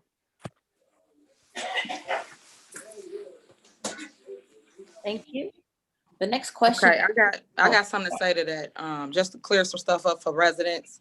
I don't know why the mayor always lying, but I am he not has lying, totally- Trustee Henry. Let me just get my statement out. I'm not gonna go back and forth with you. I just want to make a statement. And I He don't take has time to total you saying that I'm lying. control. He has total control of hire and fire. The board does nothing with hire and fire. So he always putting it off of, I didn't have control, I don't have that, and he has bad money management. That's another reason why the board did that action. The mayor cannot manage money. So in order for us to keep the village funds where they are, we took that away from him because he just spend, as you can see from the $60,000. So that is the reason why. So if y'all got any questions, y'all can contact Trustee Henyard about that. Thank you. That is not true. For how many years did you? It's for no how many argument, Mayor. years It's no did you argument. put an ordinance in place Mayor. where I could not hire or fire? You and previous Mayor. boards have Mayor. put an ordinance in place for me if I hiring put and ordinance in firing. place, And so when then there I were know that people were stealing when over there there. were So do problems, you, right? when there were problems in the water department, I wanted to fire some people over there. You put that ordinance in place to help secure your people that you had put in the water I department. never hired anyone in the village of Right. Dalton. Number one, let's Sure. get that cleared on the Sure. record. Them How many all people your did you hires. hire? How many have, people hold on, did hold you? on. You have How total many people did you control. and the previous board Total put in control. place? How many people did you and the previous board hire that I could not fire when I knew there was some irregularities going on? Okay, you finished. You got total control of the board. 2 I do years now, not. right? Yes, you do, of hire and fire. So If- stop putting it off on shoulda, coulda, woulda, or what happened 10 years All ago. those We talking previous about now. years, all 2 those years. all those previous years was all those problems in the water You got department. excuses. You got and I excuse after could not excuse. hire or fire. What's the excuse now, Mayor? You got total control to hire and fire. The water department's messed up because of who you hire to run the water department. Let's be clear about that. That's not You. true. You hired that person. That's and not that true. person was not fit to manage. You That's did. not true. So let's get all that correct on the record. The mayor has You- total control. You approved stop. to hire them. Okay, next question, Giovanni, so we can go home. If everyone's finished, the next question is there a manager in the water department? No. No, No. We are now hiring a manager for the water department. So the question would be, why are we hiring now when he had the power to do so when this was all messed up? That wasn't the question. The question just said, is there a manager for the water department? Okay, and Giovanni, I'm answering it. Trustee Henyard is answering for the people. Thank you. So I- I was letting you know, because that no, wasn't because it didn't stated. go directly to a person. It didn't. So anyone else can answer. So my answer is Then no. why haven't you there's answered no- any of the other Hold questions? on, Why haven't because you answered any you're of the other- answering them. You're answering them. So I'm just answering this. Is that okay? Trustee So Henry, no, you know there's what? nobody in the You know water what, department. Trustee? The mayor This has is- total control to This hire is what this is for what the has water been department. this is what has been the problem in the village. You, for the last 8 years, you have stopped we 99%. finna find out who of the the problem progress. is. Don't worry about it. 99% of We the definitely problems that happen in this village, you're responsible for. 99% of the stuff that we Now couldn't get responsible. I passed, didn't know I ran the village. Oh, I don't run the village. you Mayor. voted do. against All go 99% on of the you. progress. 99% of the progress for this village, you voted against. Okay. Ladies Well, we and gonna find gentlemen, out. if I may Thank you. remind everyone that this is not debate time. This is citizens address and response time. And I'm sure everyone would like to see the questions answered for Go this. ahead. That's what I'm Go ahead, doing. I'm Giovanni. answering. He don't like my answers. Well, I Giovanni. don't think that it's appropriate for everyone to jump in and then engage in one-on-one debate. If the mayor can't answer a question, he can certainly recognize someone else, which is as I think you said, Robert's rules. So, but I would ask. We everyone never to follow Robert remember- rules, Mary Kay. Stop I it. would ask Really? everyone to remember that this is citizens address. Crazy. Responses. Go ahead, Go ahead, Giovanni. Thank you. The next question says, when the accounts are transferred to the new system, will the records be scrubbed to remove non-existing addresses, vacant and abandoned properties that may still be billed in error? Yes. All whatever's in the old system will be transferred into the new system as is. Anything that needs to be cleaned up will need to be cleaned up at some point if there are errors or anything that's out of place. But nothing will be changed when coming from the old system into the new system.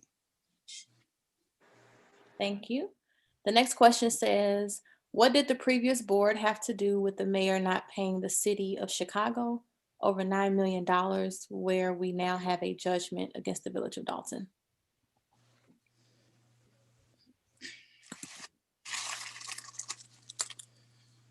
We didn't have the money to pay the city of Chicago.